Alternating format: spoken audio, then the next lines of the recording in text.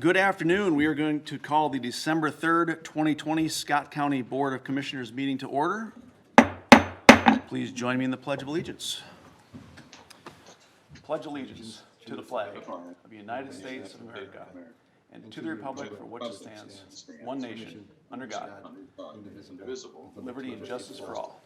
Thank you very much. And also, before we go to item number 2, it's Deb Brazel's birthday today. I had that in my calendar. If she's watching, happy birthday. I don't know what camera. She better not be watching. She just retired. But if she is, happy birthday.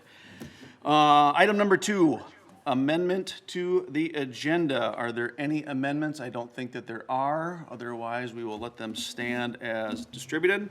How about item number 3, approve the minutes of the November 17th, 2020 County Board meeting. We've had those distributed and have a chance to take a look at those. Any changes, additions? There's only one person to look at. We are full strength. I've got one person here with me. Anything online? Any changes on those minutes?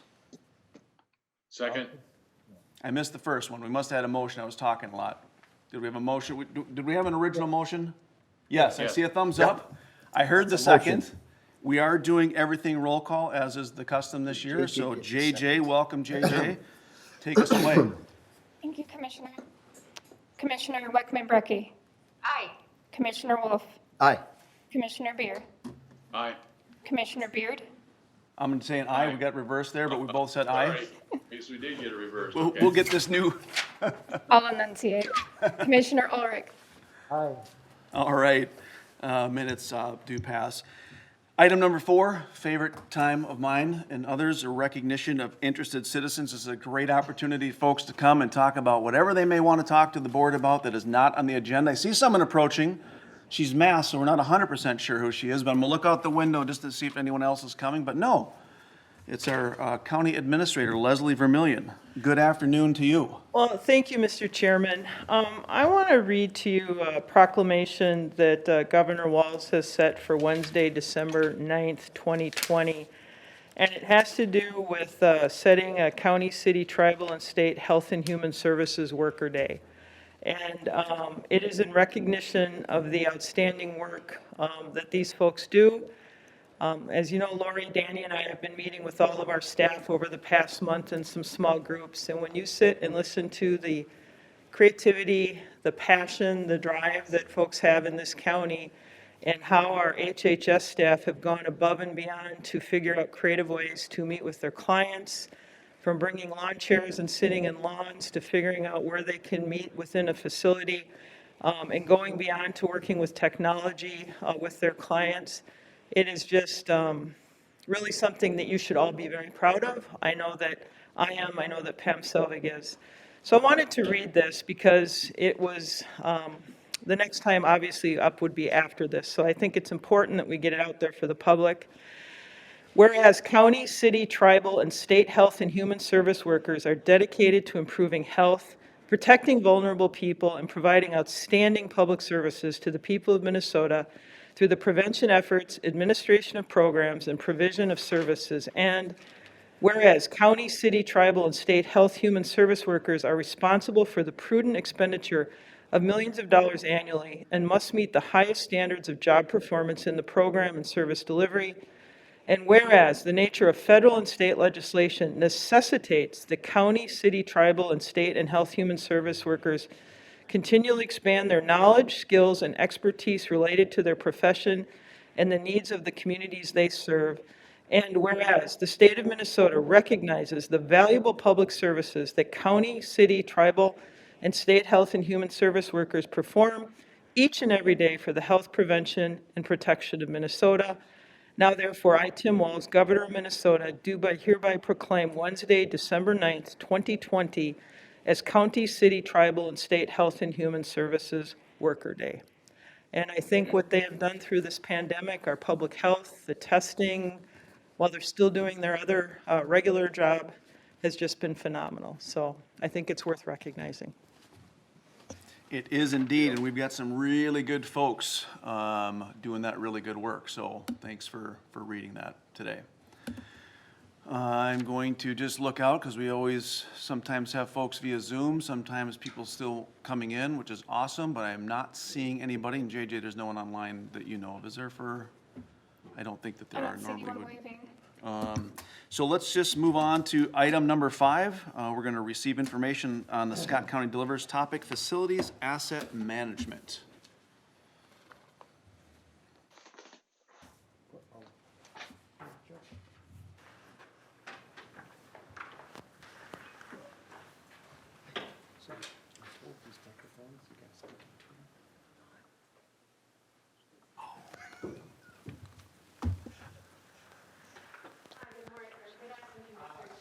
I'm glad it was you and not me. I got mine out of the way earlier. Talk with you today about asset management. Really, the purpose of this Scott County Delivers is to talk about how we are using technology to better manage assets and resources within the county, and specifically today focused on buildings, facility asset management. So that is certainly the efficient and the wise use of our assets goes directly to the cost of government. And that's why we're here to talk about this today, that our costs of government relate to how well we take care of those things that we've been entrusted with.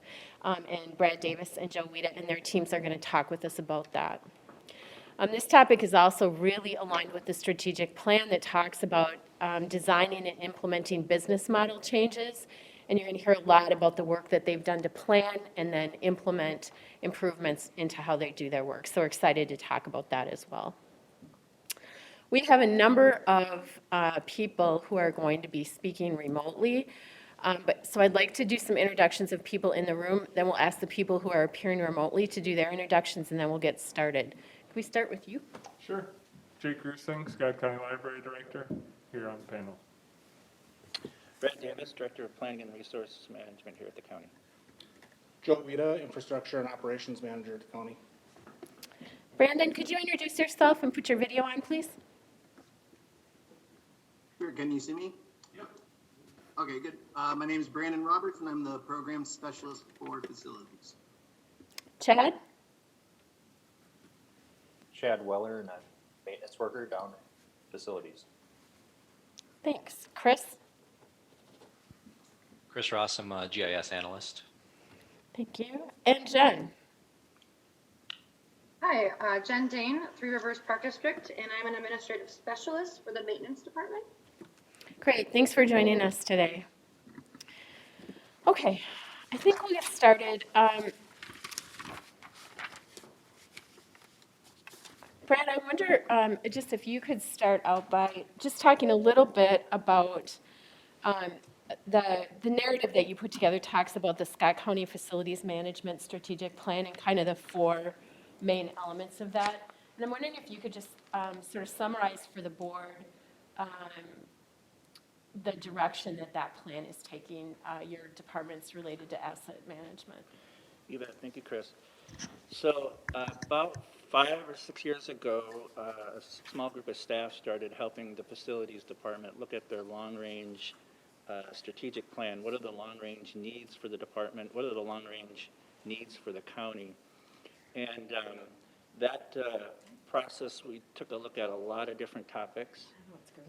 And one of the key things we looked at is we need to do a better job managing our assets and making sure that we know exactly when the life cycle of those assets occur, how long do we need to continue to maintain certain assets before it's more efficient and cost-effective to actually start replacing those assets. And so we started doing a lot of that inventory work and coming up with what we think is a much better capital replacement plan.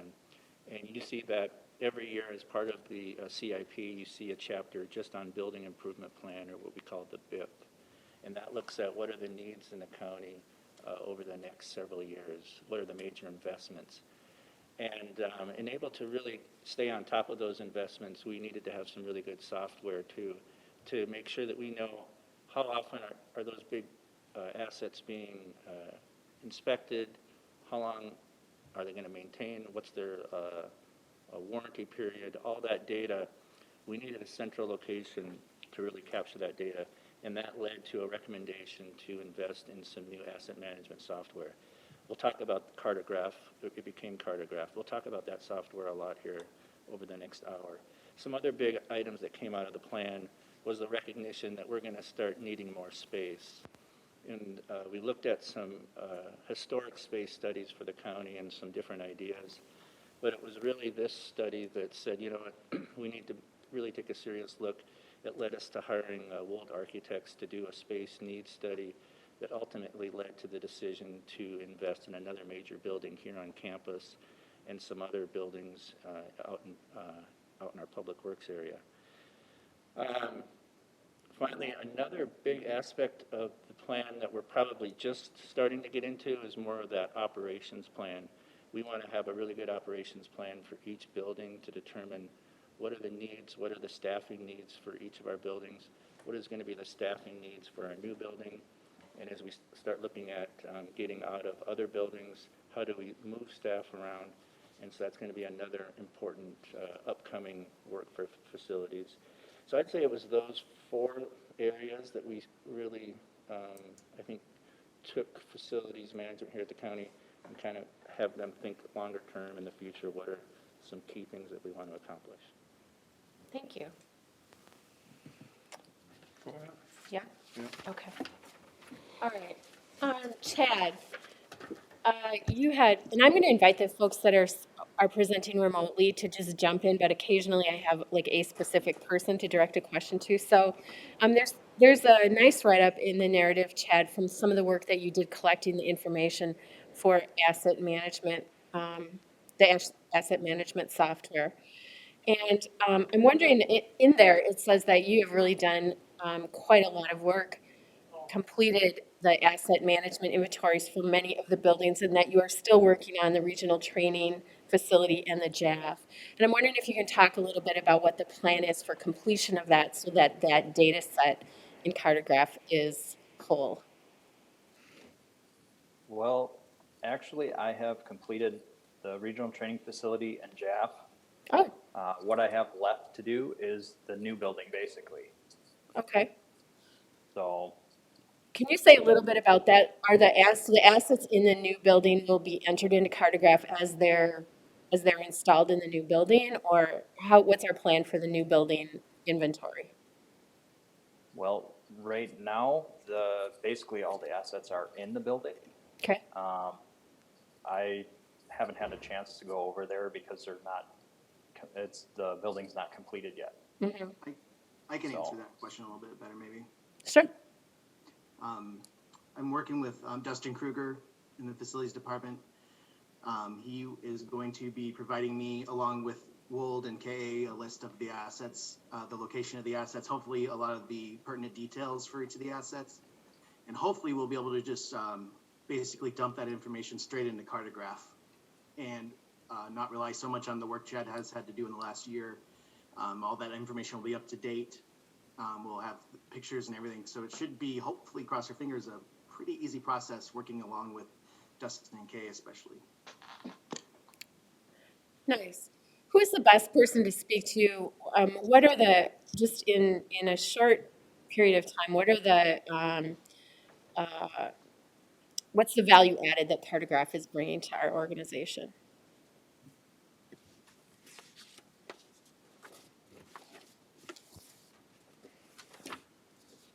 This is Chris. I'd say accountability is kind of the biggest piece of it. We know the goal of this is to know everything about every asset that we have, from the time it's installed, the cost that it took to purchase it, how much time we're spending maintaining it. It's kind of an all-encompassing summary of all of our assets. So it's kind of everything, and we can point back to everything we've done and say, this is how much time and money we've spent on every one of our assets. So getting to that true cost. Correct. Okay. Okay. Before I turn it over to Jake, I wanted to ask something. In the narrative section on page 4,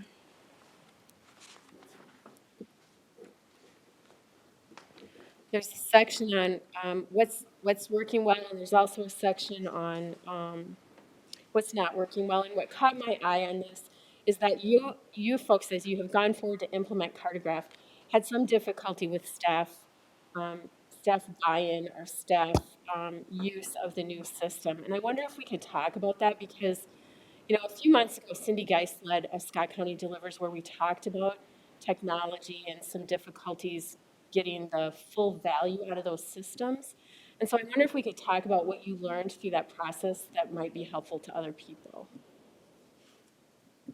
I think a big piece of it was really on the training, and getting the maintenance staff used to the software. I mean, we had a previous program that did some of it, but this is obviously a little higher end level, a little more sophisticated, a lot more detail.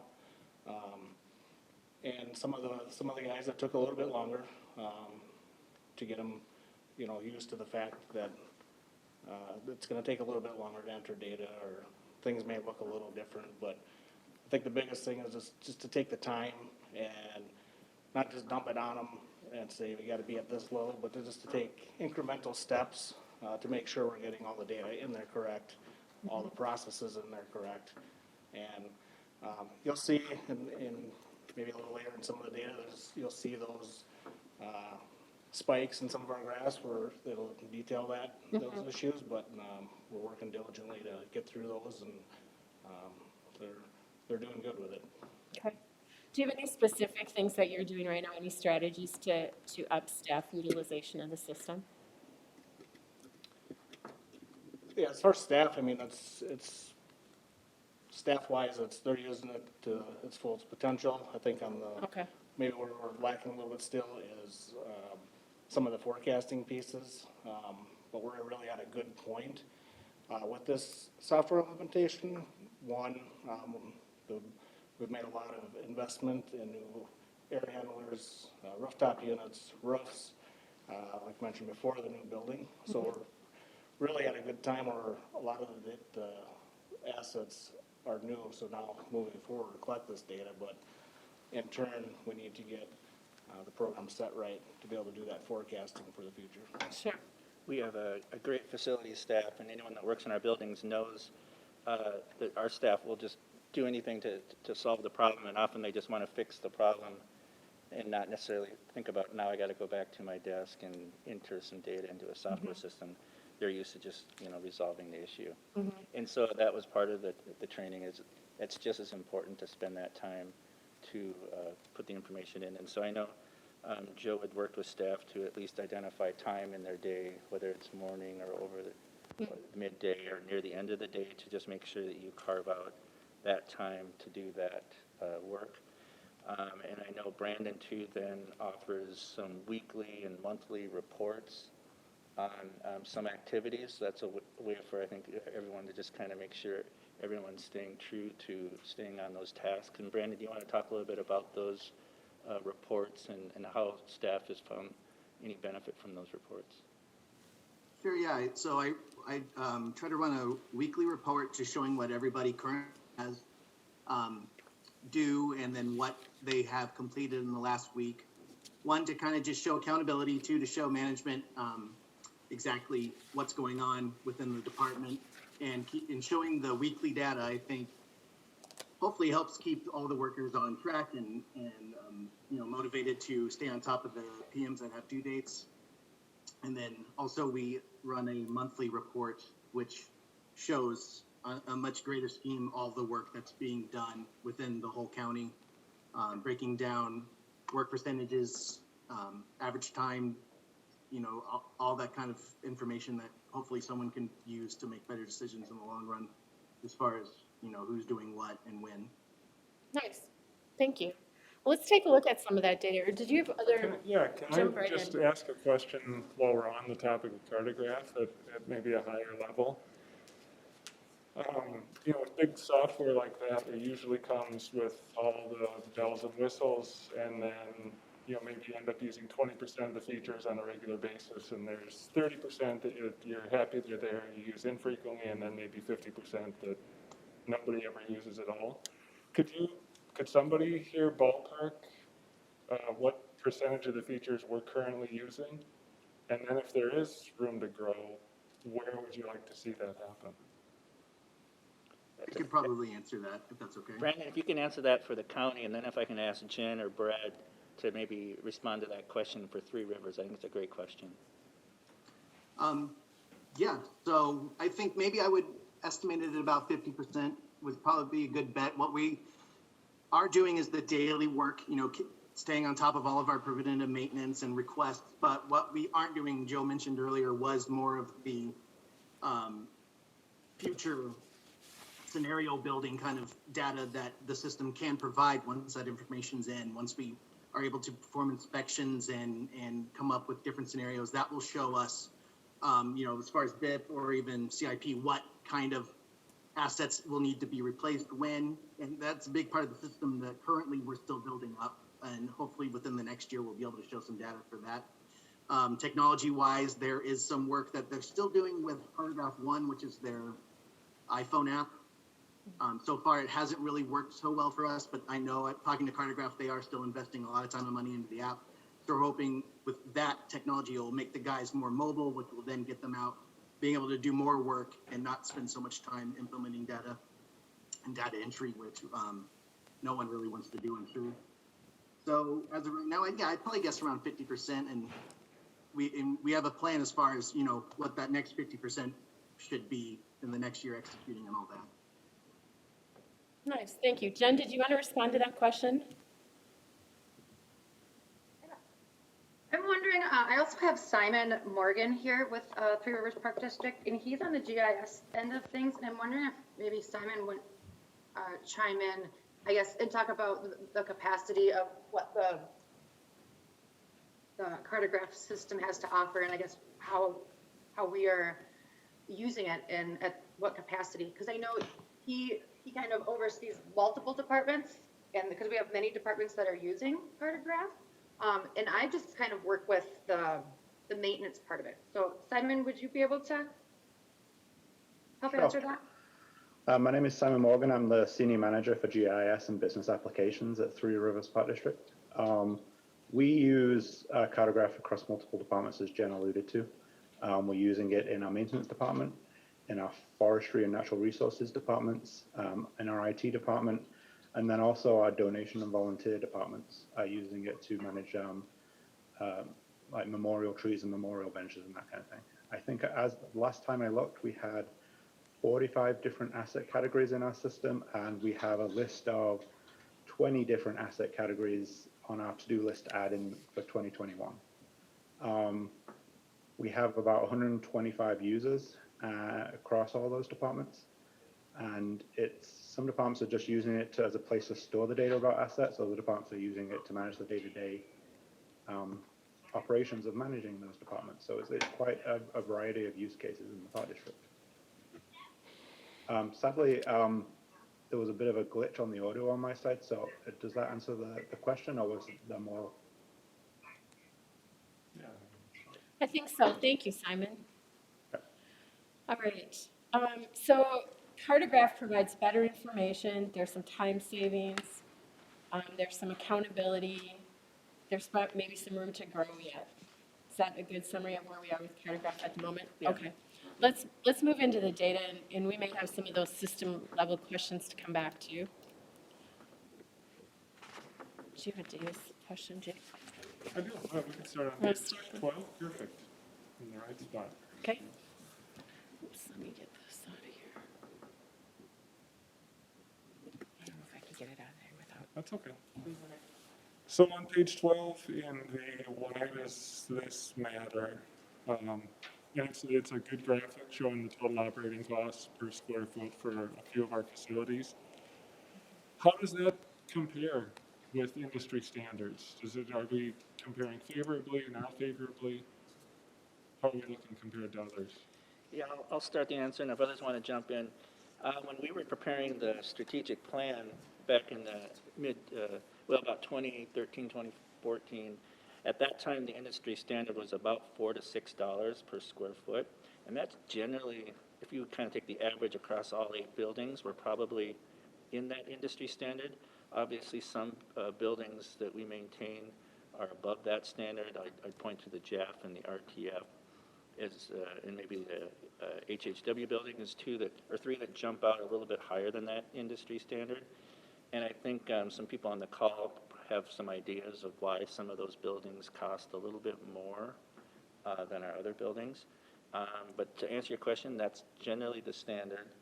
I haven't looked at any updated numbers. It's probably changed a little bit since 5-6 years ago, but I'll turn it over to Joe. Maybe Joe, you can speak to some of the fluctuations you've seen. Yeah, so like Brad said, remember the industry standards are common office buildings, or like Brad mentioned, we have the RTF, super old building, law enforcement center, which is obviously a jail, JAF.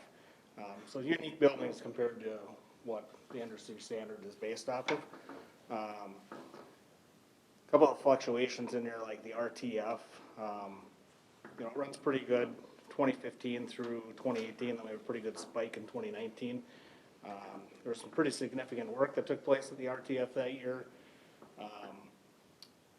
Boiler replacements and the sanitary sewer lift station replacement. Now, capital projects are not included in this graph, but there was a ton of work. The old boilers were actually buried on site, which were found, so our highway operations staff went and removed that. There were some flood mitigation things that we did that the highway operations staff did, so some of that work they did is kind of shown in this higher year for that building. The JAF, the fluctuation in there, it's a small building, really low square foot, so the smallest dollar amount can make that fluctuate. So our biggest thing with that building is any damage caused there by the folks staying there, so that can really offset that number in here.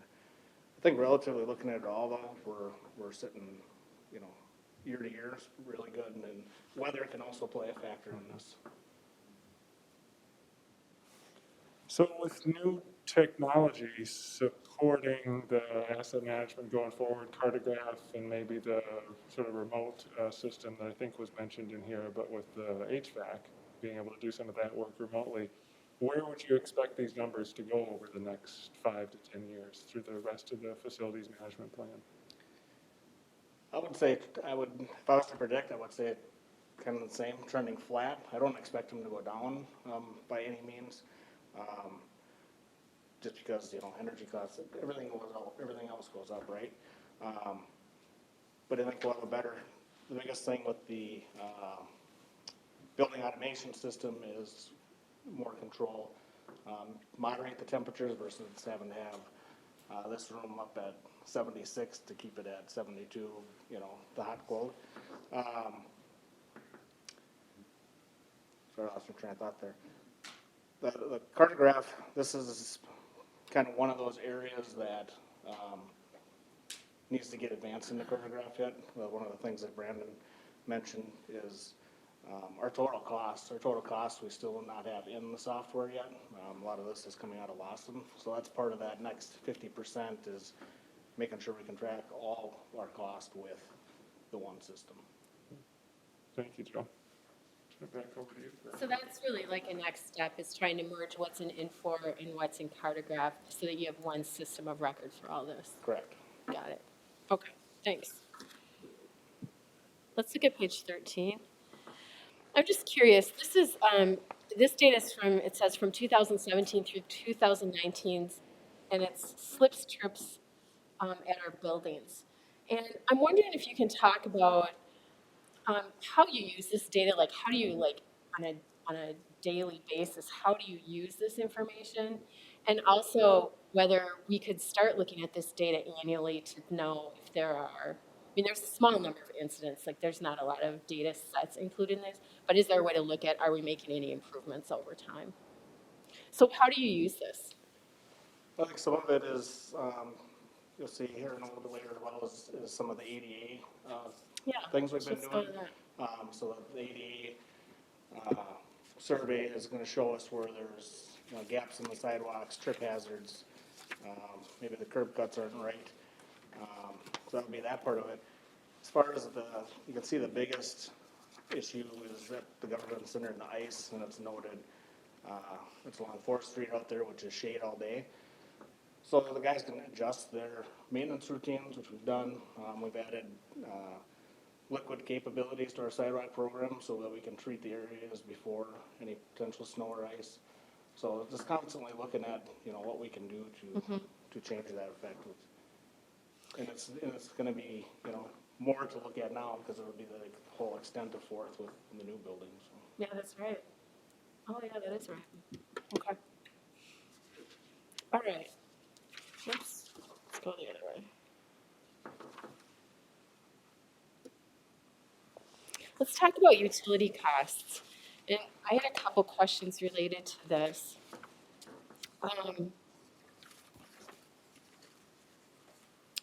So, so obviously, when you look at the slide, the thing that stands out is August of 2019, right?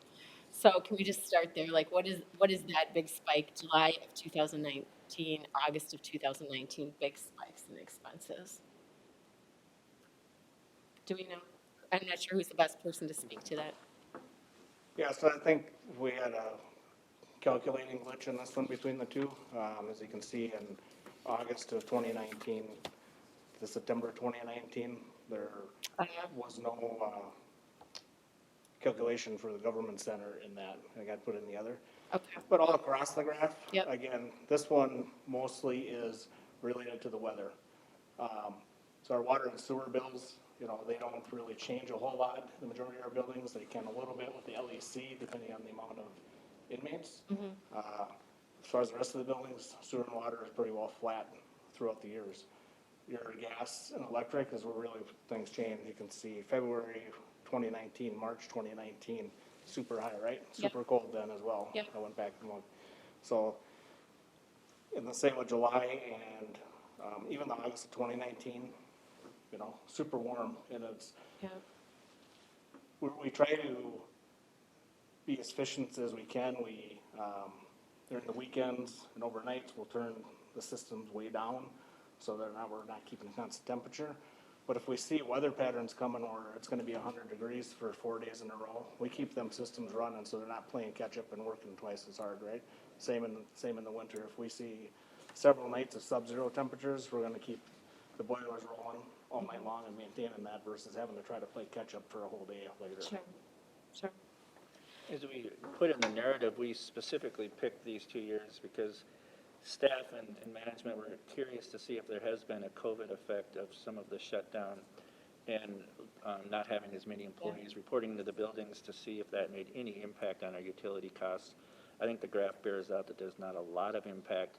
The one area that maybe is worthy of looking a little bit more into is if you just separated the water.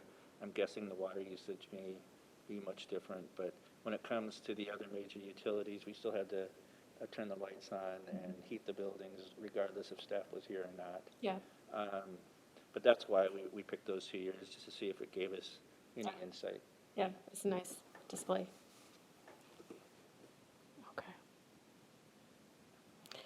Just a couple more questions on the ADA piece. So the goal on this is 100%, correct? Like that we're 100% compliant with ADA. So first of all, is a new building built to be ADA compliant, 100% compliant? Correct. Okay. And then how does this data factor into plans to remodel this building? Yeah, so any areas in the current government center or justice center, any of the areas that are going to be touched by the current remodel will be brought up to ADA standards. Okay. The rest of the other areas that need improvement here are going to be part of a forthcoming larger plan that, you know, is it gonna take us 5 years and X amount of dollars to get us to 100% compliance? So that's the next stage of this. This part was just the survey itself. And really, I think we're doing pretty good for the age of our buildings and some of the improvements we've made as of recent, but the larger, more comprehensive plan will really get us into that. What's it gonna take? What's the dollars it's gonna take? Do you have a target date for when we're fully ADA compliant? Or is that planning yet to do, maybe you said? That planning, it's, you know, I think that's part of that piece of how much really is there, what is the type of work, and the funding. Are there grants for that, or do those retrofits all come at county expense? I think for the most part, county expense. Yeah, I think. This, what's on the screen is a screenshot of a dashboard that Chris Ross helped prepare to take all the data that was collected from staff and try to put it in a meaningful format so that we can drill down building by building and look at some of these non-compliance issues. And while we can't show it on a page like this, but we could go to the RTF and know exactly what are the major non-compliant issues. Or in this building, what are the major non-compliant issues? And as everyone knows, this building will go under renovation next year. And as part of that renovation, we'll make sure that we use this information to determine what needs to be retrofitted to become ADA compliant. Okay, the next few slides really look at sort of a balance between time and talent spent on preventative maintenance versus regular maintenance, and just sort of how that workflow manages in your areas. So on this slide on page 16, could I ask one of you just to walk through, like, just what story is this data telling you? I might call on Brandon. Brandon, if you heard the question, you're close to this data. Can you talk to this? Yeah, sure, of course. So this is comparing the amount of time and the amount of actual tasks, the work that all of our preventative maintenance takes the guys for throughout the whole year. So this data, if I remember correctly, was from January 1st to the end of September, maybe halfway through, but you'll see that each of our different PMs that we have, that's, everything from an annual PM every 12 months to weekly, broken up by the amount of hours for that PM type, and then also how many tasks, individual times that they've had to perform that task on an asset for each PM type. So you'll see that someone like Chad would, for a lot of the time spent on monthly, that's the biggest that we have out of, currently we have 142 different preventive maintenance plan in the system off of our 1,300 or so assets, and that's how it breaks down. All right, thank you. Let's look at that a little different way. So this slide looks at sort of a breakdown of where time is spent by your teams, and there's an industry standard that says that there should be a 60 to 75% is kind of the range. The industry standard is range for preventative maintenance, and your teams are almost there. They're at 58%, so almost to that 60% figure. When you look at this breakdown of tasks, like, how do you think about this? There are a lot of areas in the county that are trying to move into more prevention and less reaction, and you guys are doing that work. Like, you're really driven to do that. And so when you look at this data, how are you moving your folks more into that preventative maintenance? And where would you like to see those numbers a year from now? Well, I think definitely higher. I think we're sitting really good right now. One part of it where we need to really break this data down a little bit more is some of our PM tasks are on things that might not necessarily be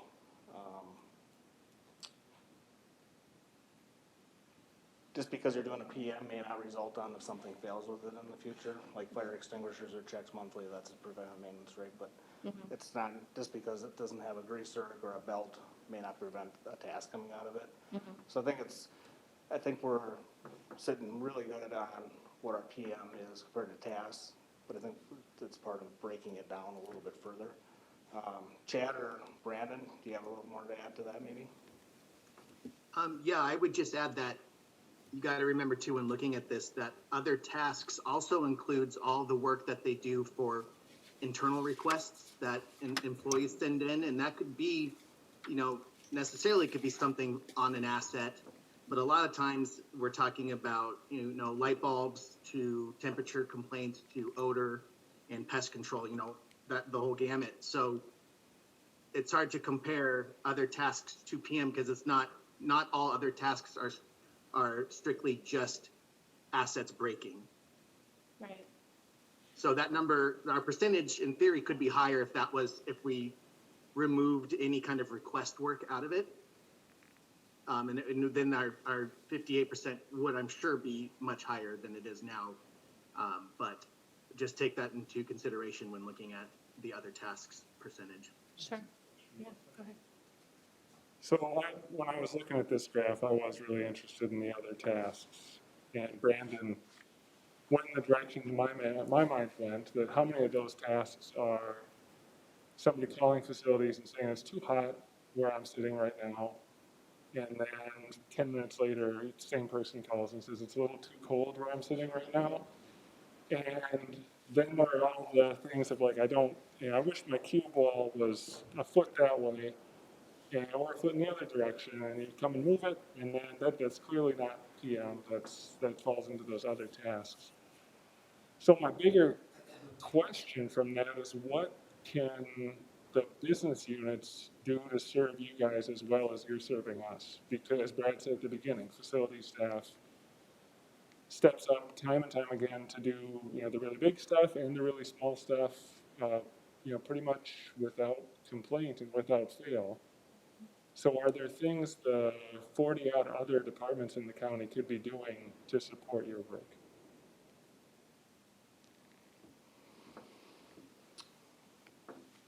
It's a good question. I think some of it we have remedied. I'll just use, for instance, heating and cooling. Encouraging people to dress for the weather, dress appropriately. We have done some things where we've set our range a little bit different, maybe a little more open, so it's maybe, in the summer is 70 to 74. That way there's, a range, because there's a lot of going around and taking the temperature. It might be 71. Well, it's supposed to be set at 72. So we've kind of gotten to more of a range in the buildings, but I think that's one thing in that area is, people dressing appropriately. Now, new building is going to be balanced a lot better than what this, this building is quite old, 40 years old. The biggest part of this building with the renovation is going to be the infrastructure, the HVAC, and it'll be the same thing. We'll get it balanced, and hopefully those issues will take. The rest of them, light bulb goes out, it goes out. There's not much, staff could do for that. I think we've gotten a little bit better as an organization as far as moves as well. And obviously the space study and the new move around, new building will help with that as well. I might redirect that question to Chad, because Chad, I've heard from other facilities staff that sometimes the requests that come in are not that clear at first, and so there's a lot of time spent just trying to really understand what the request is. Can you speak to that or any other aspect of Jake's question? There's some times when it's not quite clear, but I've, like you guys have been saying, we just step up and do what needs to get done. Cartograph, when someone, like from an employee uses the internal request portal, there are fields that are mandatory to fill out to submit, and we've made it so you have to submit a certain amount of information so the guys can at least get back to that person and ask more questions if needed. So I think that's another way Cartograph has kind of helped streamline that issue a little bit since 360 in our last system that we used. At least I hope it does. I haven't heard many complaints from the maintenance workers about that. That's a good example. When you look at this data, like when you think about the new building, or you think about all the growth at the campus out by the highway department, right? The new cold storage building and some of the sheriff's stuff that's out there.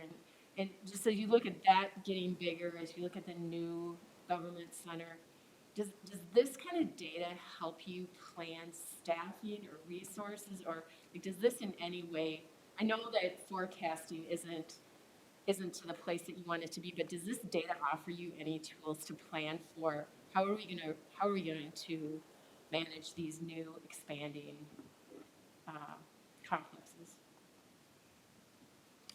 Yeah, I don't know if necessarily this exact slide gives you that detail, but more to the individual tasks. Okay. We'll give you that detail. you know, like obviously with like the RTF old, there's gonna be a lot more Yes. tests, but maybe not as many as a government center where you have several hundred people in it at any given day. So it's probably not this exact slide, but more of the breakdown of the workload of the individual staff. Can we look at that, Joe? Like this one? Is that part of the data that you're referring Yep. to? Okay. Okay, so what does this tell you about planning for staff or specialists or project assignments, those kinds of things? Sure. Just like it says, the task time, the time it takes to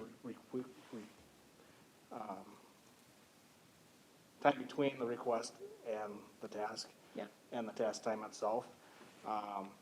Trying to maintain that pretty good level of the first, 1 through 4 staff there. This data is a little skewed back to the beginning of the session here where we talked about the learning curve. Part of the spikes with number 5 and number 7 were a result of the learning curve. It's not that the work wasn't getting done or the request wasn't getting done. It just wasn't getting entered into the system in a timely manner. So those are the things that the next time we're here, I hope it's to be level across the board. But you can look at, this data and take what was the task, how much time did it take, was it 1 or 2 staff person, and reassigning to different buildings may not be, all 9 of the maintenance workers know each building in and out. So it might be just reassigning for a week, or, if there's a large, one building may have way more annual PMs that in January, maybe we need to reassign an extra employee to that building. So Sure. some of that data that helps with that. Okay. Okay, thanks. Jake, are you ready? All right, and just looking at the last page, it looks at the volume of requests per month this year. And so I'm just wondering if you, as you look at this, is this data pretty clear in Cartograph? Like, it seems like one of the big advantages of Cartograph is you're able to track the numbers of tickets and when they're open and closed more closely. That seems like a big advantage that we didn't have before Cartograph. So as you look at this volume of requests, is there anything that you, like when you look at that, January, February, March look pretty high, summer months look a little lower, like are there things that that tells you about the workflow? Again, yeah, I think the bigger thing with this chart was that learning opportunity again, as you can see. Okay. We want every month to look like what September, August, July look like, within 1 or 2 of each other. Yep. The January, February, March, April was the guys playing catch up and learning the system and closing out more tickets from the previous month prior to. So that doesn't necessarily reflect that tickets weren't completed. It reflects that they didn't get entered into the system. Right, and that might have been in the system, that's just not closed out. Okay. Right, Brandon? Yeah, and this kind of goes back to the previous slide as well. When looking at staff number 5, for instance, it says his task time average is 39 days, but I ran a quick report before this meeting, and his average task is closed 6 days before his due dates, typically. So his work is being submitted on time for the most part, but because the due dates could be, up to 12 months for like an annual PM, for instance, they'll sit in his inbox for longer, which would then skew those numbers. So you got to know exactly what each task is asking as far as the due dates go before you can really judge those numbers. And then to kind of talk about the next slide and request, you have to consider that a lot of those tasks are being, especially those early month tasks are from 2019 that might be due within later, or they just couldn't get done later. Requests don't have due dates. We only can go by how long they're open to how long they're closed. But we can also get a whole lot more information. We can run reports to see which departments are submitting the most requests down to which employees are submitting the most requests, what type of requests we get the most, when we get those requests, there's certain systems that we could implement with Cartograph to help us kind of future-proof certain seasons and automate a lot of that work for the guys so they don't have to spend so much time in front of the computer to create the requests or the tasks themselves. So this data is really great, I think, as far as the upper level goes on how we can use it to kind of alleviate some of that computer time on the guys, but also get us ready for different seasons and different months ahead of time in a much better, more reliable fashion. Great, thank you. Okay, I wonder if we could just ask just sort of a general question about, just as you think about taking care of our buildings, just our buildings across, I think there were 13 buildings total, plus parks, plus some towers, like lots of assets. As you think about that, what keeps you up at night?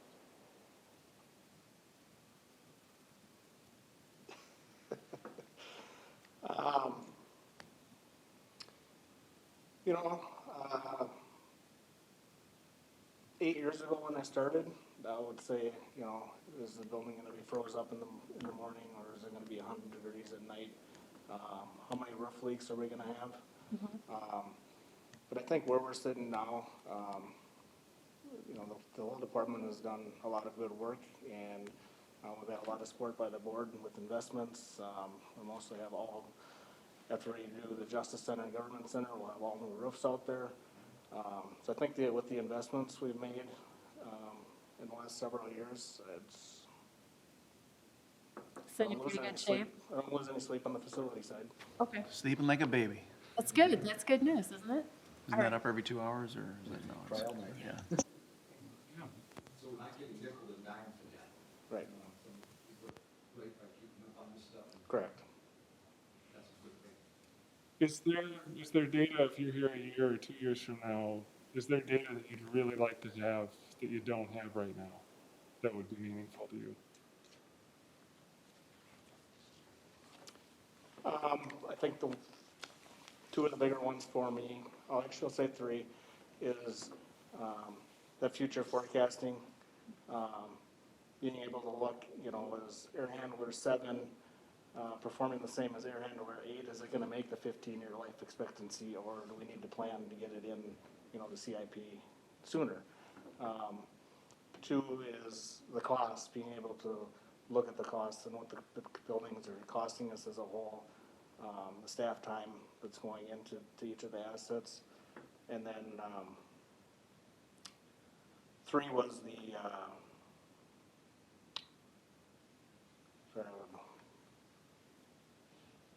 Brad, do you have any? I have a third one, let me think. Yeah, I'll let you think.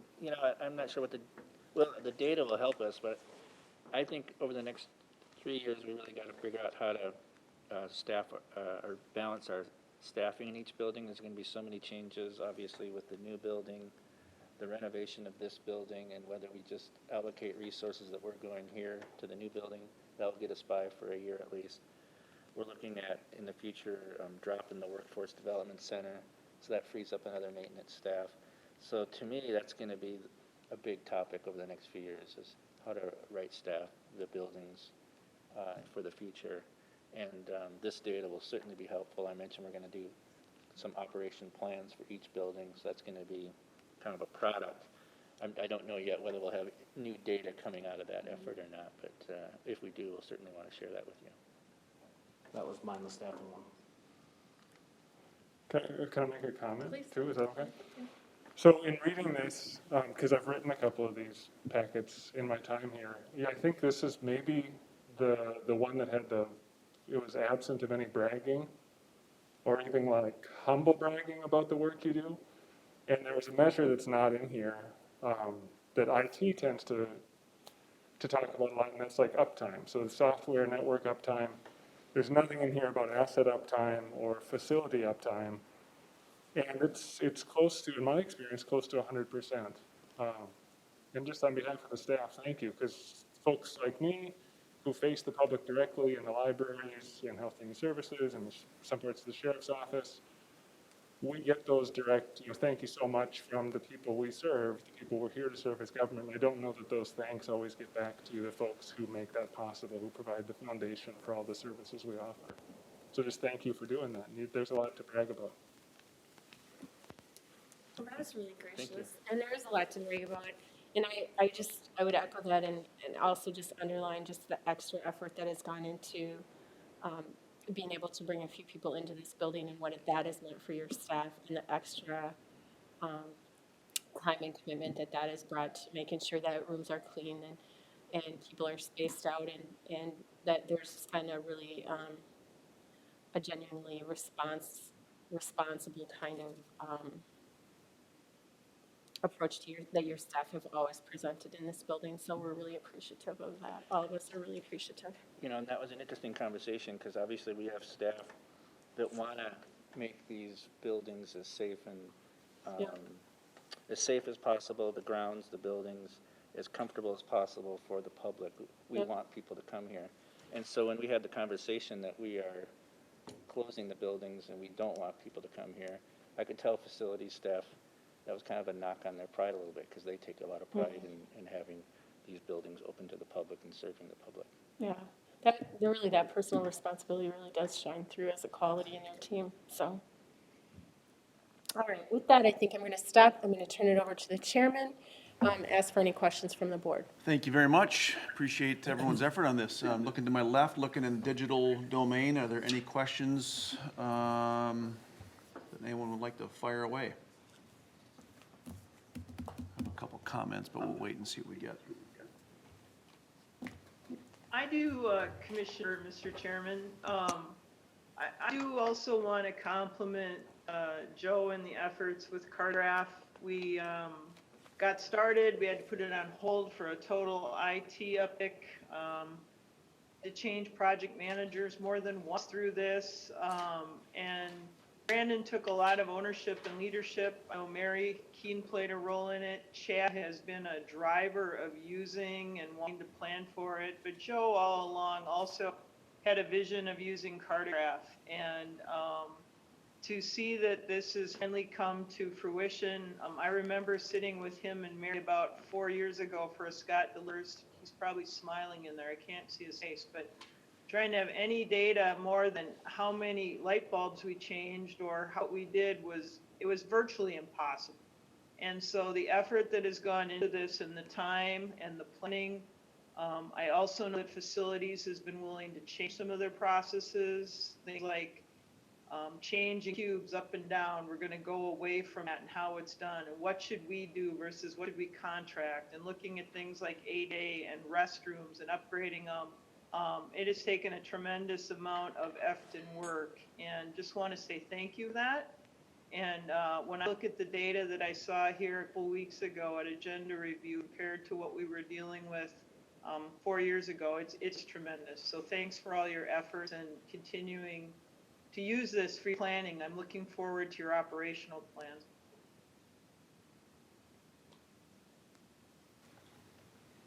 Thank you very much for that.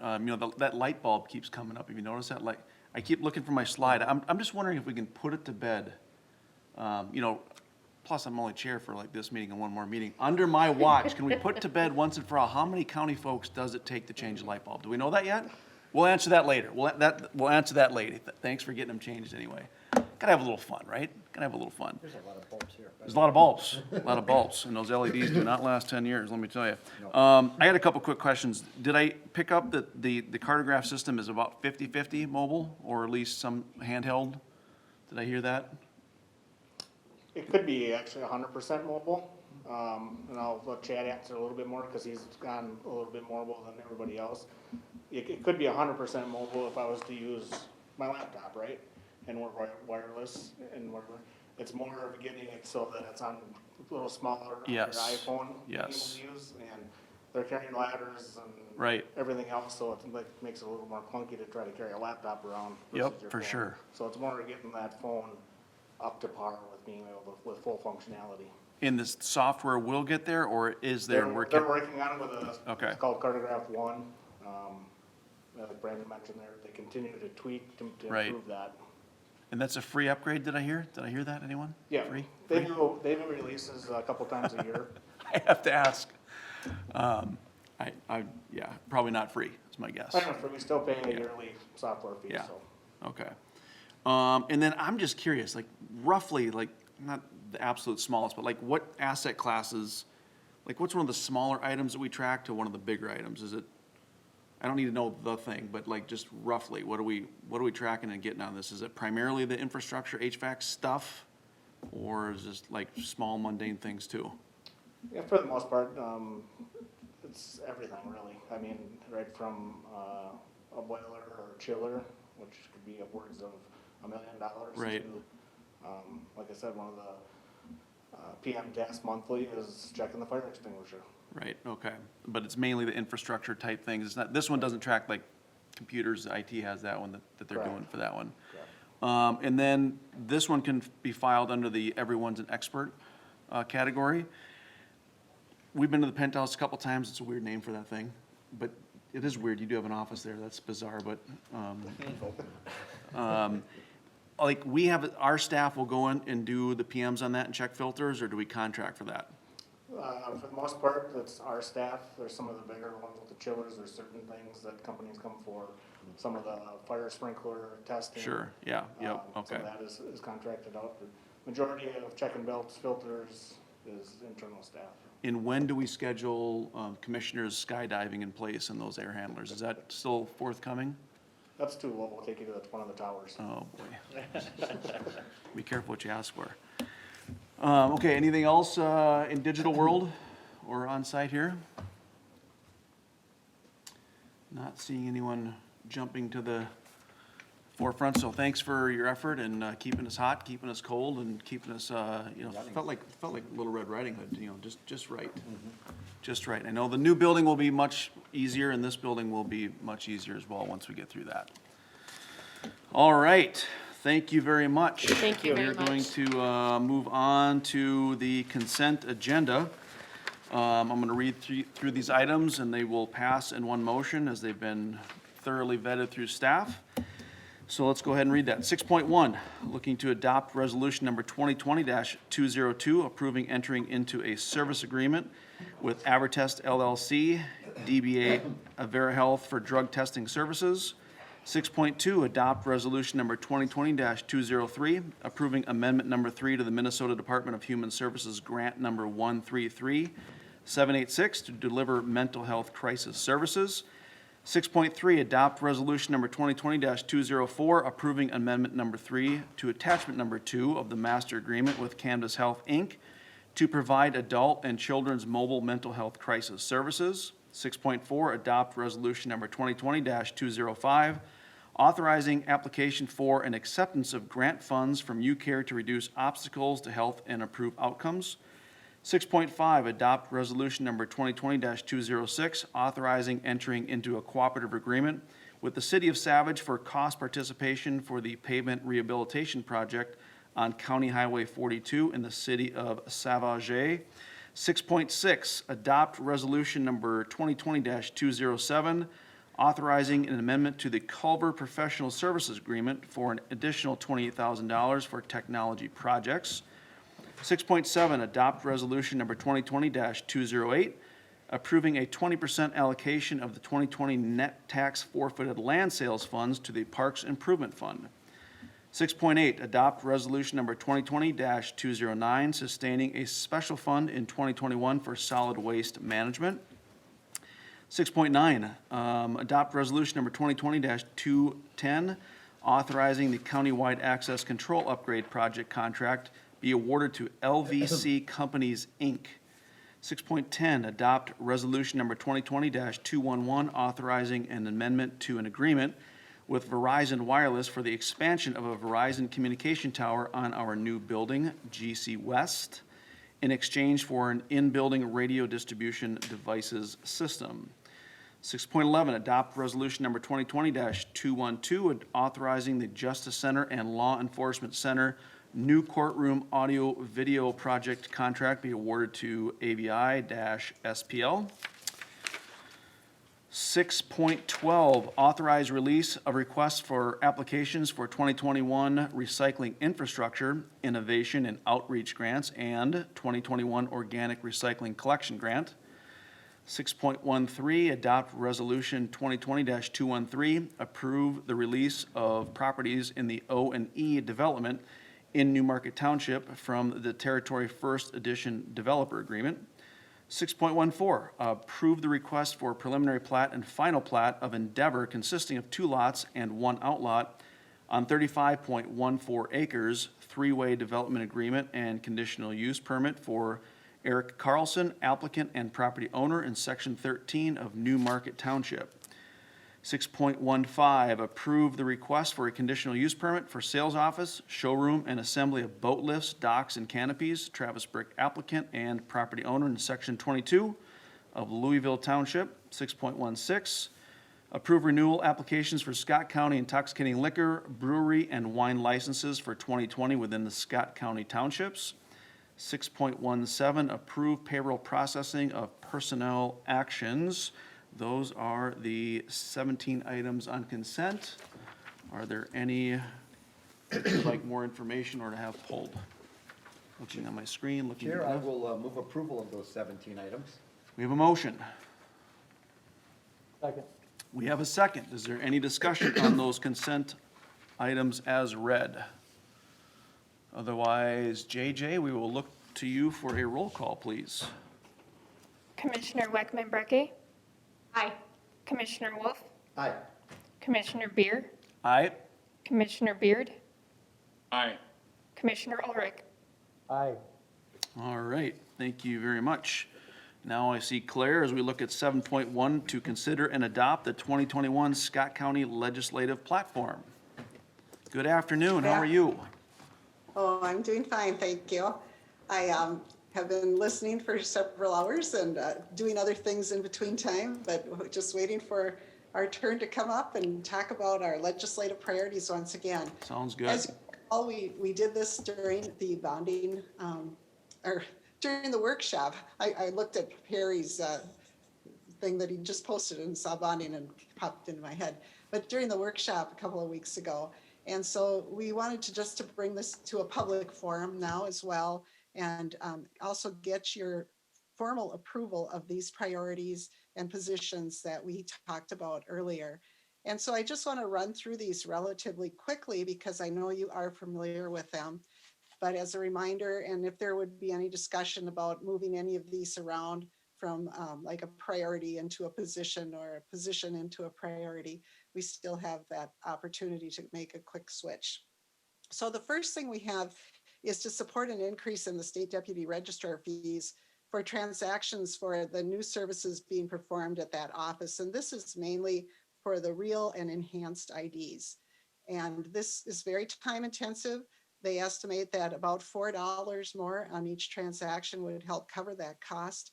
And so there is a statewide organization that is also hoping to move this legislation forward, but Scott County would like to support that because it is costing us money as it currently sits. The next one is to support the reform of the Metropolitan Council governance structure. So it follows the principles established by the Metropolitan Governance Reform Initiative that Scott County is part of with 3 other counties. And as you know, that those priorities or those principles are that a majority of the Met Council members would be elected officials and that the cities would be able to choose their own representatives. Currently, the governor chooses all of them. Then that the counties would be able to choose their own representatives. The terms would be staggered and that members would include representation from every metropolitan county government, and voting would be structured based on population and also with an eye to checks and balances, which means that we're hoping that each county, each geographic area of a county would also have representation so that the land mass issue is a big issue. So we want to make sure that that's dealt with. The next thing we would like to support is a statewide solution to cover expenses associated with the disposal of e-waste. The piles are getting bigger all the time. And after Christmas, you can imagine all the people who will be wanting to bring more of their old computers and televisions to the household hazardous waste site. And it costs us money, quite a bit of money, to dispose of that. And so there is a proposal out there that would put a fee on when you purchase those items that would be put into a pool at the state level and dispersed for those who are accepting that waste and disposing of it. So it would help reduce those costs. Right now, they estimate that for each person who comes to our household hazardous waste collection, there's an average of 34 pounds of e-waste brought in. The next is making select COVID-19 health and human service waivers and modifications permanent. And this has been discussed. Some of them were granted in special sessions that have come up, and they were all extended until the governor's emergency declarations are over. But some of them are very sensible initiatives, and we'd like to see them stay in place. Next, we would like to support child-specific data sharing between child welfare, public health, and education. The reason for this is you can have a child who has come into the county programs, but the education system doesn't get any of that information necessarily. There's so much privacy involved, and vice versa. The schools might have information that would help with the families that the counties are helping to support, but that isn't shared. And this may have to be still all involving parental approval of that sharing, but right now it just can't happen because of the current laws in place. Next, Perry. Okay, the next is to maintain the current formula for the distribution of the motor vehicle lease sales tax. This is really important to Scott County. We get a lot of money for our highway program through this. It's critical funding, and we want to make sure that does not disappear. There's others that have set their sights on some of this money, and we will be fighting to maintain the formula as it is now for our portion of it. Support a gas tax increase of 7 cents phased in over several years. This is an initiative that somewhat started with scale, and we keep asking for more projects and more money for road projects. And so this is something that we think that it would be constitutionally dedicated strictly to roads and bridges. Gas prices are low. I know that's a bonus right now. And it would be phased in over several years on our suggestion, maybe 3 cents, 2 cents, so that the impact on the consumer wouldn't be so great. But it would really help with our local road projects too, because right now we're contributing significantly to projects through our transportation sales tax. And some of that more of it should be picked up by the state, but they're saying they don't have any funding for it. But this would certainly help them with their construction programs. Claire, Hey, this is Tom Wolf. How much does Hit your green, hit your green. How much does each penny contribute to the, is that 50 million, did I hear? No, only 31 million. 31 million. So It may even be down right now. So this whole thing would be 200 million, possibly, right? Right. And so I'm on the I-35 committee, and that 494 I-35, I think they're looking at like 250 million. So that could be eaten up pretty quick just on one project, right? Right, 1 year, it could be gone on a project of that magnitude. The other reason we picked this in the discussion with the scale members is that it just keeps us under the national average for gas tax. We're a little over 7 cents under the national average right now. And somebody said, well, it's okay to be average, but we don't want to be over that. So 7 cents would be their preference. So before we move on, Claire, this is Dave. I'm not super excited about that because I get it. They're always asking, or saying, we don't have the money, we don't have the money. And I know this is a scale initiative, so that's fine. And I sort of go along with that reluctantly. But can we also somehow, I don't know, a 1-2 punch? Like, yes, fine if we're going to do that. But man, can you keep looking for some cuts or start looking for some cuts? Like, I just feel like this is always one of those things that's said. without the expectation of, hey, we're also expecting you to, you know, do your due diligence and try to find some savings as well. I just feel like that needs to be part of it. I know maybe not necessarily, I don't know how you word that, but it just can't always be more and more and more without like, hey, are you looking under every rock? Yeah, and part of the problem is, I Are you would talking say, specifically about the transportation program then? Well, I mean, is it if we're saying that this is gonna be earmarked, I mean, everything, of course, but where this is gonna go and who this is that's gonna land on, that yes, I mean, everyone's trying to be more efficient, but not always everyone is. and part of the problem with this is cars are getting so efficient, we're not using as much gas as before, and some of these electric vehicles aren't using any at all, so we're not getting any of those dollars from. So I understand is. both sides. Yeah. I do. I don't like it either. But then I saw this morning on the Business Channel that California's gas is at $3.21 or something a gallon. So, yeah. So I'm not, saying. No, I know, raise it no, up there, but yeah, I just, Commissioner Beer, on a gas tax, by constitution, it all goes towards transportation, the highway trust fund, all right? So 62% of it goes to MnDOT, 29% of it is divided up between the 87 counties, and then the other 9% goes out to the, I don't know, 600 and some municipalities, or however many it is, that are large enough to be considered full state aid cities. So this is one that is dedicated towards transportation only. It doesn't go to fund any of the general government or other type things that income taxes or, other types of sales taxes do. This one does go totally for transportation. The counties and cities are also a recipient of the increases. And to Commissioner Wolf's point, it is one of the major concerns. It has shown some signs now of beginning to drop due to the efficiencies of the vehicles that are out on the road, which is a good thing from an environmental standpoint. But it doesn't help keep the lanes maintained that this money goes for. yeah, I guess my point is I just wanted to make sure that, it's always part of the conversation. I know it rarely happens, but it's just not an expectation that, oh yeah, raise the taxes, everything's good. Like, there's an expectation that we're all doing our part to try to find what we can that can be cut or that's obsolete or can be done with less, or I don't know. I just want to have that part of the conversation. And to Commissioner Wolf's concern, we could add a sentence, something like, a formula for equitable charges for electric vehicles should also be developed.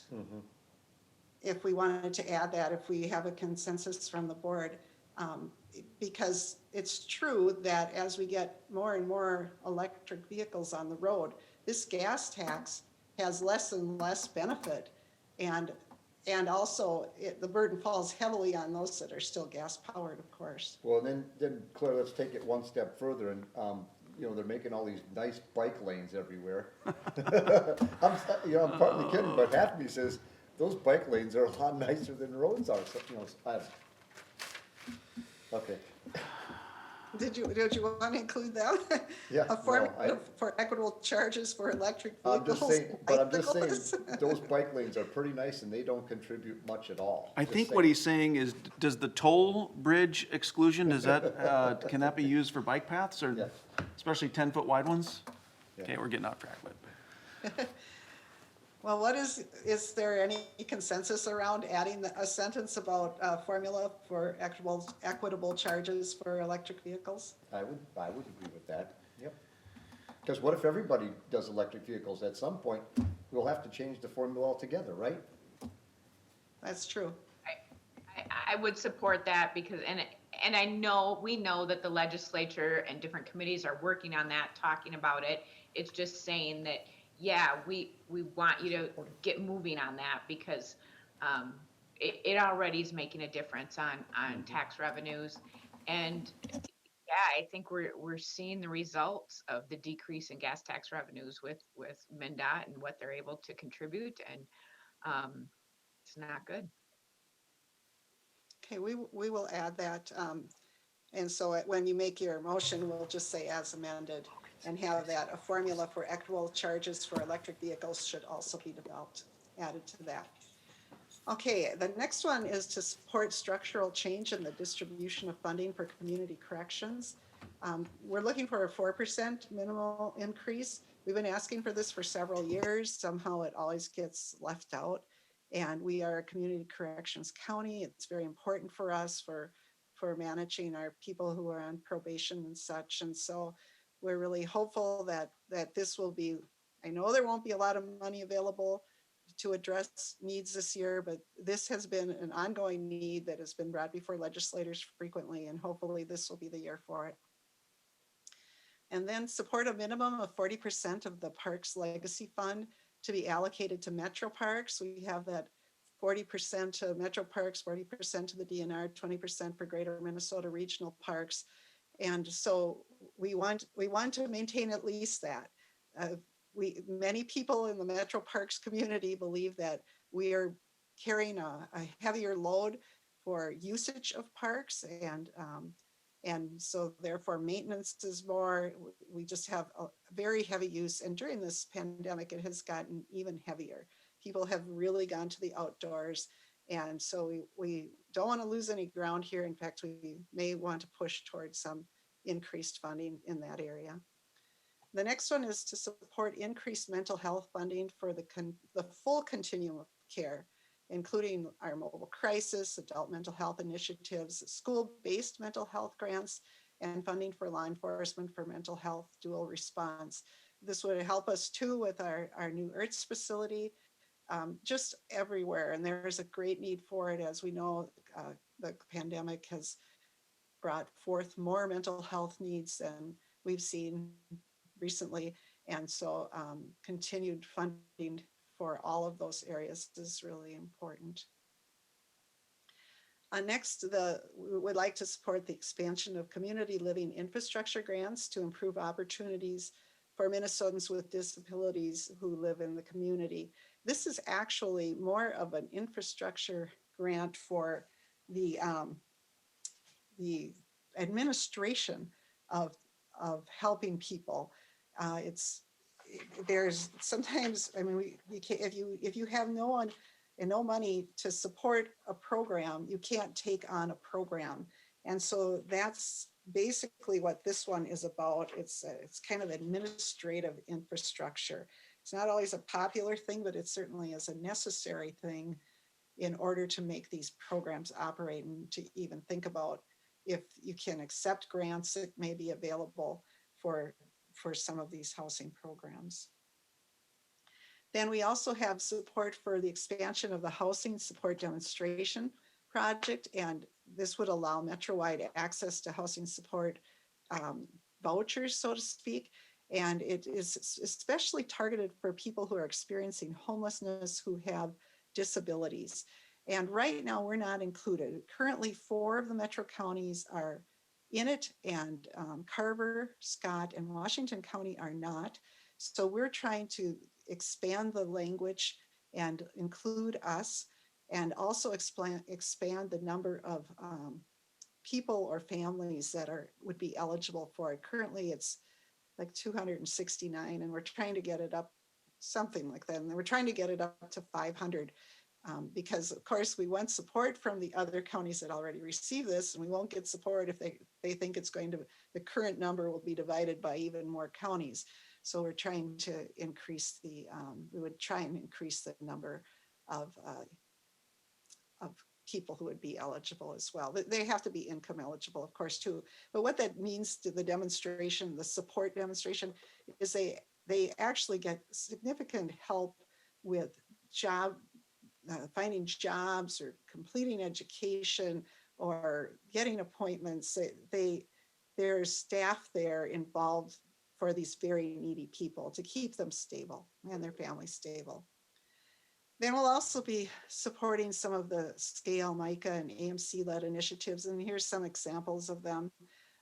One would be the SCALE initiative for legislative authority to assess street infrastructure fees that improves safety and capacity for new development, and then support state funding to reimburse the federal government for any DHS payment and billing miscalculations, which were made. The governor told the counties last year that they would be reimbursed, but that did not happen. Still kind of looking for that money. AMC is supportive of that in particular. And support pursuing investments for generating wetland banking credits, which we all need as we do road projects. And we did get $8 million in the October bonding bill, but this is an ongoing need as projects continue. You continue to need those wetland credits. And then also ongoing is support a bonding bill for the local bridge. I think that's supposed to say local road and bridge replacement programs. We do get funding out of both of these programs, and they're important to our programming as well. There's always a long list. You kind of wait your turn. If money goes into these programs, and you might get some if you move up the list enough. And I know we've waited quite a while for bridge in particular funding, but it's important for our local road program too. So those are our priorities. Is there any comment on any more of them? Senator Beer, or Senator, that's old habit.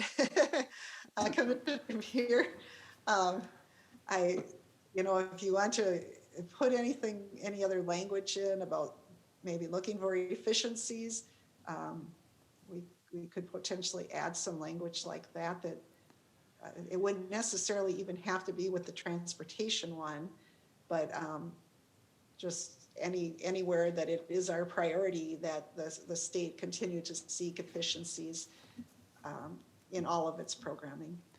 I would feel better. And I'd just be able to sleep like Joe then, because he sleeps pretty well, right? So we could say Sleeps like Joe. we support program. I can work on this a little bit. Perry's going to present the next list on very quickly on the positions that we're adopting. These are not necessarily the top priorities, but things that are important that will be coming forward probably, and we want to have you on record as supporting those positions so that when Perry goes down to lobby, he knows that he has the board's support on it. So here he is. Mr. Chairman, I'll be back. Claire, this is Mike. Just one observation, as I was reading through these, I was struck by the amount of ask that we have. And I know I've commented in the past, one of the things I was really proud about Scott County when I represented them was we really never asked for much. We asked for some policy changes so we could do things better, more effectively, more efficiently. But this list seems to have a lot of handout it's like we're standing there with our handout saying, give us more money for stuff. And that, I'm just taken aback a little bit by that. There seems to be an assumption that somehow all of a sudden it's the county's responsibility to fix every problem, and it's going to take money, so we want the state to give us money to do that. I don't want to overreach with the comment, and I don't necessarily have any ideas on how to rewrite this to address those concerns, except that it's like we've assumed the position that everybody else does, that the only thing we do ask government for is to grow. So just an observation. I intend to support this list as it is, but I want us to think about that, I guess, going forward, that, boy, all of a sudden we act like we act like everybody's in trouble and we've got to fix it and we just need more. And the legislators are going to be, well, not wrestling with a deficit exactly this year, but boy, that $600 million surplus is going to be spent 6 ways to Sunday. And the deficit going forward is because of things like this. We just automatically assume budgets grow X percent because the need never gets smaller, it always gets bigger. And we have yet to see a government program that goes away, runs its course and goes away. Just some stray thoughts, I guess, as I think about this. I don't mean to rain on the parade, but I do owe it to my constituents to express a concern that we act like we're on the let's grow the government bandwagon. There are some things that are inflationary increases we need, like in community corrections and for the deputy registrars and things like that as costs continue to increase. If the state expects us to do those things, they do need to keep up with the costs that are their arm of the state, the counties, incur when they administer them. So yeah, I understand. To the extent that, yeah, we're administering state program they require, I have to agree with you. But the deputy registrar thing, thank goodness, you know, the state mandated that we do it and then said, you're gonna do it with our software, darn it. And it was a train wreck from the get-go. And 110 or 120 million taxpayer dollars later, they throw in the towel and say, well, you know what, there's a private sector solution here that's only gonna cost us, what, 38 million or something? And it's up and running already. So, hopefully that technology fee can be transferred to other needs and purposes. That's just one small example of government at work, but yeah, okay, I'll just hit the mute button now and sit and listen quietly while Perry talks about policy need. I'd like to respond to Commissioner Beard. We hear you. I get the philosophy and I agree, but I really think that most of the priorities we have here are doing exactly what Claire and you just talked about, trying to make sure that we're able to do what we're being mandated to do. And in some ways, lessening government, you know, decreasing or keeping some of those waivers for HHS is probably backing up on the intensity of government. Having people who purchase TVs actually have to pay to dispose of those TVs instead of us and government and all the taxpayers, even those who don't purchase a ton of TVs, do it. So I guess I'd like to look at the half glass full on this list and say we're doing some of exactly what you are advocating for. Good point, Commissioner, and that's a lot of this is policy adjustments that help us do things better and more effectively and more efficiently. I have to agree with you. I get that. Thank you, Claire. Thank you, Commissioners, Mr. Chairman and Commissioners. As Claire indicated, these legislative positions have not risen to the level of priority, but they are recommendations from staff, and a lot of them you're familiar with over the years that we recommend that we watch and that we have a position on if legislation comes along. The first one is in public safety, law enforcement, and judiciary. We support the continuation of training reimbursement for post-board. Previously, it was $360 per officer. It was brought up to $1,000, but that sunsets in 2021. And the sheriff's office would like to have that continued at that level because there have been additional training requirements put upon them. Under general government, the first one would be to remove the local government salary cap, support the repeal of this restriction, raise the cap, or consider the governor's total compensation to determine the level of the cap. Next one is to oppose restrictions on local government levies, leave the levy decisions to the local officials.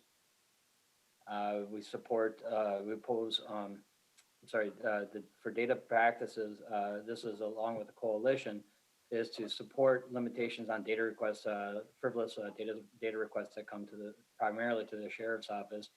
We'd like those data requests to be in alignment with the recent one that was done for public safety for body cams. That legislation helped out a lot with the sheriff's office.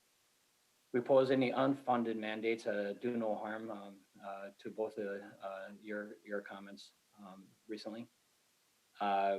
We support paid family for paid family medical leave mandate. We have a concern about this legislation that has come up that it could severely impact our budget for the county. We already have collective bargaining agreements in place, and if the legislation was to come up for increased paid family medical leave, that we get credit for our existing PTO structure. We oppose PTSD legislation that presumes all work comp claims are currently the current employee's fault. Those, as you may understand, some PTSD can come from years ago or from other employment occupations. We support the continued border-to-border broadband grant funding. It was previously at the 35 million annual funding or 70 million biannual. We'd like to have that back to that level. We support the increase of library construction grant, broaden the use of that fund to enhance library services. That funding has been flat since 2009. JJ, if you could slide down a little bit, please. Under Health and Human Services, this is a new one, is the Housing Support Collection Incentive. As you might recall, some of the other programs have a incentive where some of the money goes back to the county for collecting the fees. So we propose a legislative change to provide counties with an incentive of 25% of the housing support collection to be paid to the county for the work associated with that collection. Currently, counties are required to do the work, but they are not incentivized or reimbursed for it. So a simple change to the statute would allow that recovery of that money and be in alignment with the other programs. We'd like to support expand funding for basic sliding fee childcare. Scott County does not have a wait list for childcare assistance, which creates a barrier for employment. We support housing initiatives incorporated in the SCALE platform. The two of them are develop tax incentives to keep rental units affordable to low-wage families by using targeted support from local and state governments. And we support create tax credits to incentivize the construction of affordable homes in Minnesota communities, including the use of tax increment financing to encourage residential development for workforce housing. In environmental and natural resources management area, under environmental health, this is a one that is new, as well as we would support the funding of the St. Paul cogeneration plant so it can continue to accept bio-waste, mainly trees, in order to save dollars associated with predominantly with wood waste, largely from the removal of trees associated with the emerald ash borer. That plant is in jeopardy of closing, and we would want to see that the state help fund that so that trees can and all other bio-waste can continue to be brought there for the metro area. Under parks, we support the continued state general fund and lottery funding of operations and maintenance funding for the metro regional parks. Scott County has been receiving about $325,000 annually, and if this fund was reduced or discontinued, it would likely result in budget or staff impacts. Under planning, again, similar to the under our priorities, is pay for safe roads, support the scale cities and townships seeking legislative authority to assess street infrastructure fees that would help pay for safety and capacity improvements. Under community services, under the assessors, this is in alignment with their association. They support revising antiquated legislation requiring physical visits to every parcel every 15 years. In 2019, the Minnesota Department of Revenue allows assessors to use pictometry in certain circumstances. However, the IAAO visitation standards is less restrictive, and they'd like to see that be in alignment with that standard of the IAAO. Under the deputy registrar, I'd like to see allow the local deputy registrar offices to offer expanded services to customers, such as self-service, online or mailing services, similar to or in conjunction with how the customer can currently purchase directly from the state driver and vehicle services office. This may include, but is not limited to, allowing the customer an option to select a local office pickup for online purchases, authorizing it by mail transaction at the local office, or other online and kiosk services administered by the local deputy registrar offices. Under elections, we would support legislative efforts for increased direct balloting tabular feeds using the same model of the current in-person absentee process for absentee ballots versus mail-in ballots for early voting throughout the state up to 19 days prior to the election day.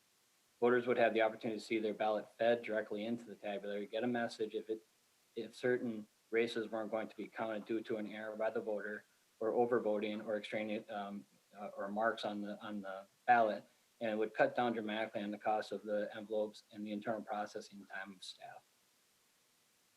Also under elections, we would support the revised election notice requirements to include only publishing the date and voting hours for an election, plus the website, email, and phone number for voters to get additional information.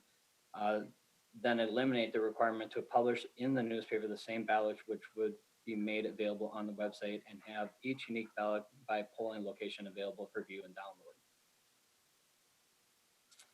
Under transportation, we support changing the condemnation process to require property owners in cases where negotiations have failed to reach an agreement, and that the property owner has hired an appraiser to disclose that appraisal prior to the deadline for the governmental agency to make its final written offer. If in the alternative, require the submission of the owner's appraisal 45 days before a condemnation commissioner's hearing. Provide local governments that issue utility permits the ability to collect a fee for the permitted utility companies to fund relocation of the utility as part of the highway and street construction projects. We would like to see expanded on this point. We'd like to see other associations help or other counties come in alignment with us on it, rather than us be on our own on this utility piece. Support continued funding of the suburban transit needs, the MBTA route 495 between Marshall Road and Transit Station and the Mall of America, and other reverse commute routes. We'd like to revise the formula to allocate additionally regionally administered motor vehicle sales tax to suburban transit providers. Support legislation or state credit to assist volunteer drivers for 1099 employees. The volunteer drivers, they face two challenges. First, some our auto insurers are increasing their insurance rates on the volunteer drivers, treating them like Uber drivers, and we would support any legislation. This is really a federal thing, but we'd support any kind of state legislation that would help our volunteer drivers. JJ, do you want to slide down, please? Hey, can I ask Perry, just Tom, Yeah. keep it down. So that first one there were those appraisals. This may sound kind of odd, but if somebody has 100 acres and we want to buy an acre of it, and all of a sudden they say, well, we've been assessing them at 10,000 acre now. That acre that we want to buy from them is now worth 80 or 100,000. Can we then assume that the rest of their property is worth 180,000 or 80,000 an acre, and assess for that? JJ, can you slide up more? It's all the way up to the. Just the transportation and infrastructure. It's right under that. No, Commissioner Wolf, you can't make that assumption. But you know what I'm saying? It's funny how we're assessing people at 9 or 10,000 an acre, and then you want to buy an acre, and all of a sudden it's worth 80 or 90,000 an acre. I don't know. It's all ag as long as they're farming it, and we're not supposed to tax them at highest and best use, but we're supposed to pay them at that highest and best use. You bet. Okay, I know. It's just an odd thing. And then the final one is support funding for the Highway 169, Highway 282, and County Road 9 interchange. And if there's no questions or comments, I will turn it back over to Claire. Did anyone have any other concerns about these positions? Going back priorities, I did write another cost priority down if you want to consider it, and it would be to support ongoing efforts to identify and implement cost-saving efficiencies in state programs, so that they know that one of our priorities is for them to continue to look for cost-saving efficiencies in all of the programs that they develop or expect us to implement as a local arm of the state. Yeah, So it would I be like that. I mean, to me, that kind of bridges what both the commissioners were talking about. Like, hey, we don't want to grow, but also we need to, do what we're supposed to do. But you guys do it too. Till the rules change, you guys try to find your savings as well. Don't just expect bigger, bigger, bigger. So I personally like that. So I don't know what anyone else thinks. We can certainly add that it could be when you make the motion to approve these, say with the two additions of. Will you read it again? Pardon? Will you read it again, please? You broke a little bit on mine. Okay, it would be to support ongoing efforts to identify and implement cost-saving efficiencies in state programs.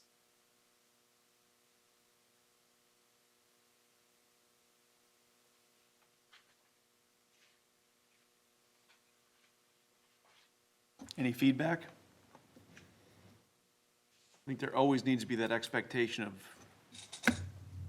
hey, we're expecting everyone to think of taxpayers when every dollar is spent.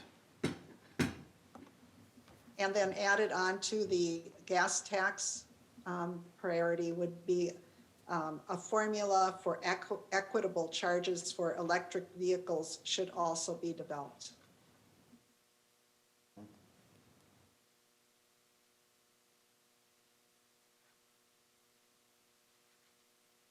And this, I mean, this would potentially be when they register their cars or, you know, some kind of a pay per mile program, which they have considered. There are some initiatives already being looked at, and they, you know, but this would just say that we support those initiatives. Now that to me almost flies in the face of the incentive to try to get more of those on the road. It's true. That's why they haven't put more I know. tax on electric vehicles. So because that's they want to incentivize that. That's not a favorite of mine, but that's me. Yeah, you know, when you look at the scheme of things and the way the money flows, we just went through this on the Transportation Alliance last week at the annual meeting.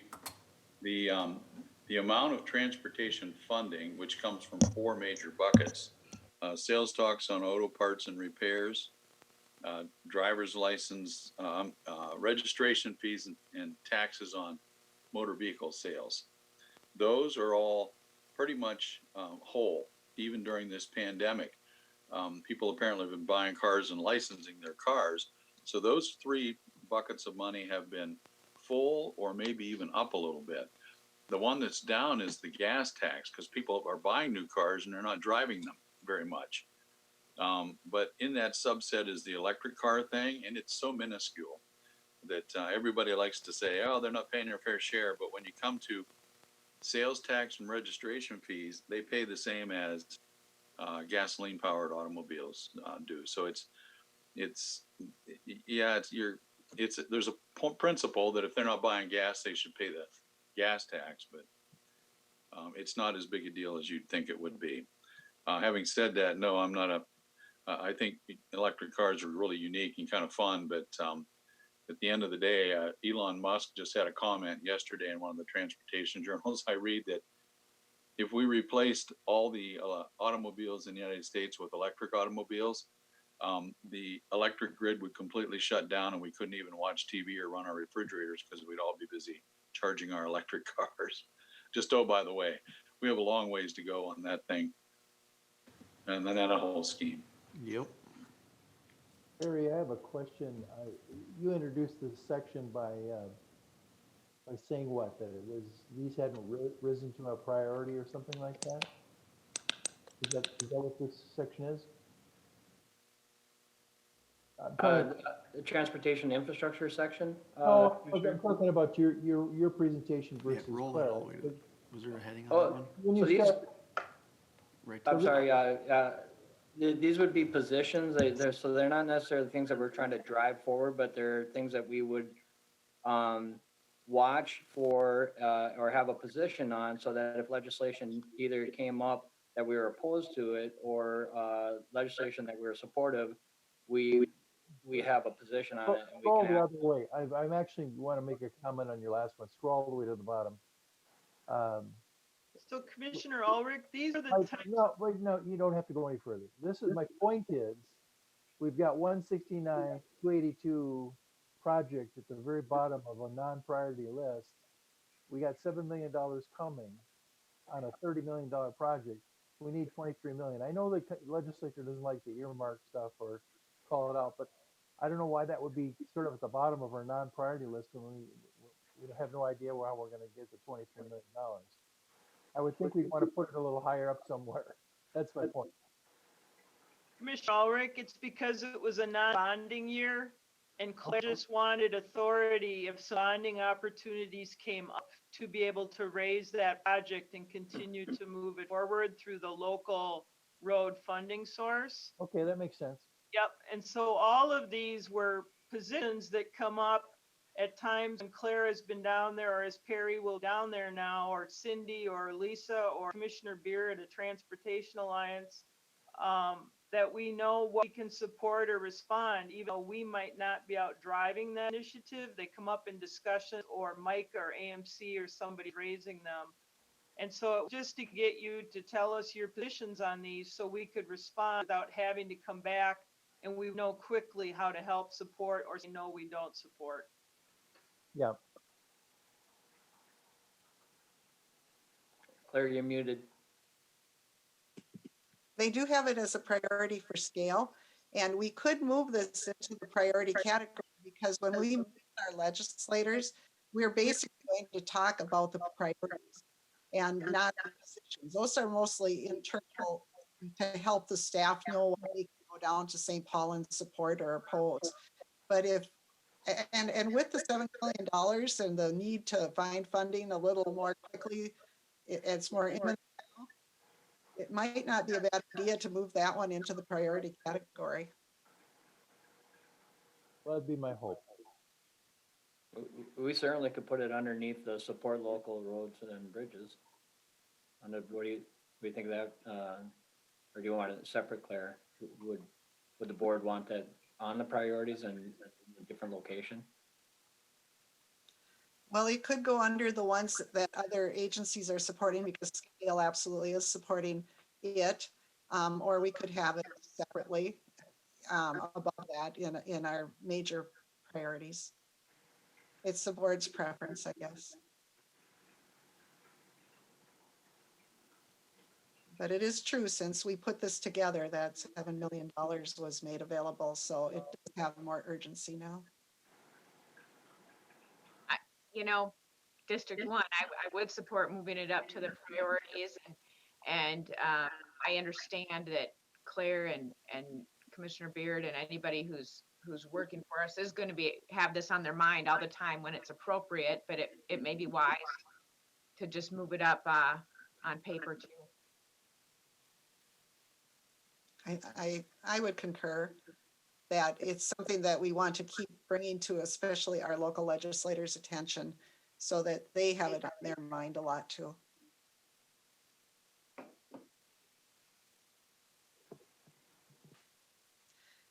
We're proposing, and we'll be receiving an invitation through Outlook on Thursday, December 17th from 7:30 to 9. Some of you have a ditch meeting starting at 9 o'clock, but it's virtual, and this will be virtual too, a meeting with our legislators. I've sent out initial invitations, and I've received 4 yeses already. I just did this 2 days ago. People who would be legislators planning on attending. I'll have to pester them to make sure that they can come too. So that's when we would present these to our legislators. Our staff will be on the Zoom call as well to help explain anything that might need further explanation. Or if there's questions, we're also going to put the list out to the legislators in advance so they have a chance to look at it as well. This is replacing our traditional breakfast that we have.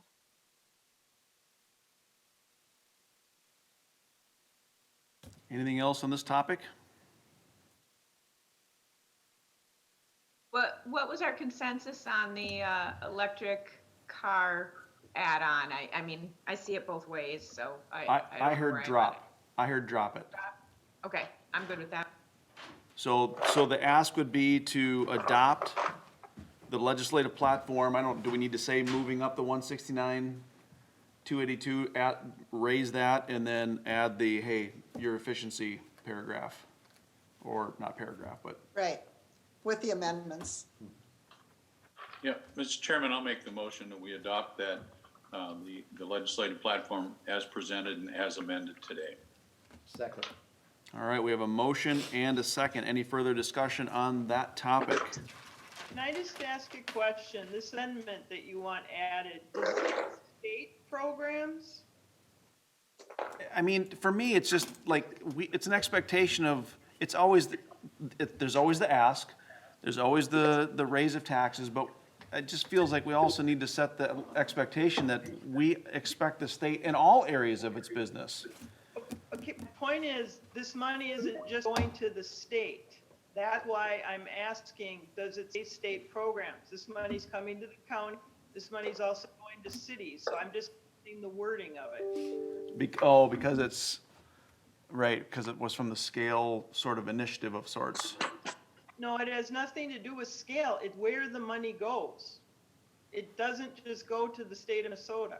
Well, Would it help, Leslie, if we said funded programs? Because that would mean money that would come to us or to the cities as well. I'm struggling then, do we add this statement to every program that you have on here, or is it just one that you're targeting? Well, for me, the one that brought it to the top was let's raise the gas tax. It's like, well, there's always that, but there's never, well, I shouldn't say never, rarely do I see an expectation going, that one's to the state, of an expectation that, hey, make sure you guys and gals are looking under every rock. Maybe they are, I don't necessarily think so, but it's just, it's a 1-2 punch. My point is that's not go to the state. Only 62% of it goes to the state. There is. Oh, Leslie, we weren't going to put it, it was not my understanding that we were going to attach it to that particular priority. We were going to have this as a separate priority. Yes. Okay, that's yes. what we need to understand then, so that we kept amending it to the gas tax. I wanted to make sure it clear it wasn't to that amendment, so that we understand what we're talking about. Correct. It would be a separate priority. All right. All right, so we have a motion and a second, as amended, adopting 7.1 as amended. Any further discussion? Seeing none, we'll look to JJ to roll call us out of 7.1. Commissioner Weckman-Brecky, Aye. Commissioner Wolf, Aye. Commissioner Beer, Aye. Commissioner Beard, Aye. Commissioner Ulrich. Aye. All right, thank you very much, everybody. We're going to move into item number 8, committee reports and commissioner updates. I'm still going to look to my right, my digital right, to District 1 Commissioner Weckman-Brecky. Thank you. My report, since our last board meeting on November 18th, I attended the Academies of Shakopee Steering Committee meeting. Really heard a lot about how the different Academy champions like Scott County are still trying to interact with students, how teachers are still reaching out to folks in the community to make their curriculum better and more practical. Lisa Koner was on that call and gave some examples of things that are connections and partnerships between the county and the high school.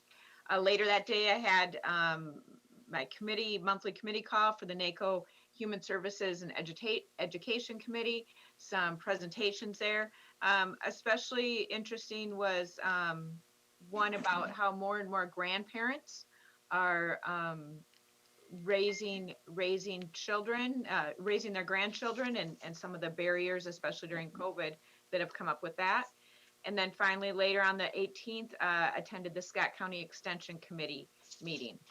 On November 19th, had a Spirit of Scott committee meeting. We haven't had one almost all year, so I think probably at our next board meeting, we'll be seeing Spirit of Scott nominees and award recipients for the whole year. So look forward to that at our next board meeting.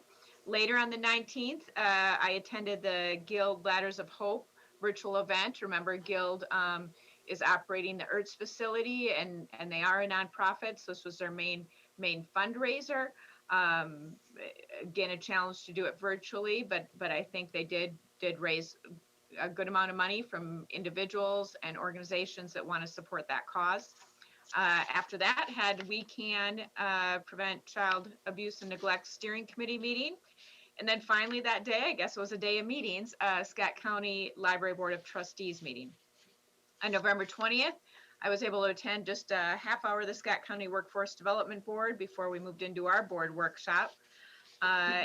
Then on the 23rd, I had a virtual meeting with the new coordinator of the We Can initiative, Haley Hedblom, and she'll be taking Heather Wilson's place. If you remember, Heather Wilson was the fellow, grant-funded fellow in our Health and Human Services Department to head this initiative. And now that Heather is done and that funding is ended, the CAP agency has taken on kind of the leadership of that initiative, housing the staff and keeping the staff person, even though a grant was received to fund it. So I think that's a good move. Not that everyone didn't love Heather in Health and Human Services, but moving it out of the county, out of government into CAP, I think is a good move. November 24th had the Scott County Mental Health Local Advisory Committee. Really was a report from the different organizations, the police departments, our mental health center, and others about how COVID is really still impacting the response, impacting the mental health crisis, impacting how we're able to help people. So a lot of good sharing and connections happened to that meeting. And then on December 1st, in the evening, there was a community advisory event for the We Can End Child Abuse and Neglect in Scott County initiative. It's been a busy month for that initiative involving, and so that community meeting involved people from the community on Zoom doing the Circles activity from the Safe Families, Lisa Welter and the Safe Families Initiative. So again, really good to see other nonprofits taking a major role in some of the work that we're usually just involved in. A couple other issues that I'd like to bring up.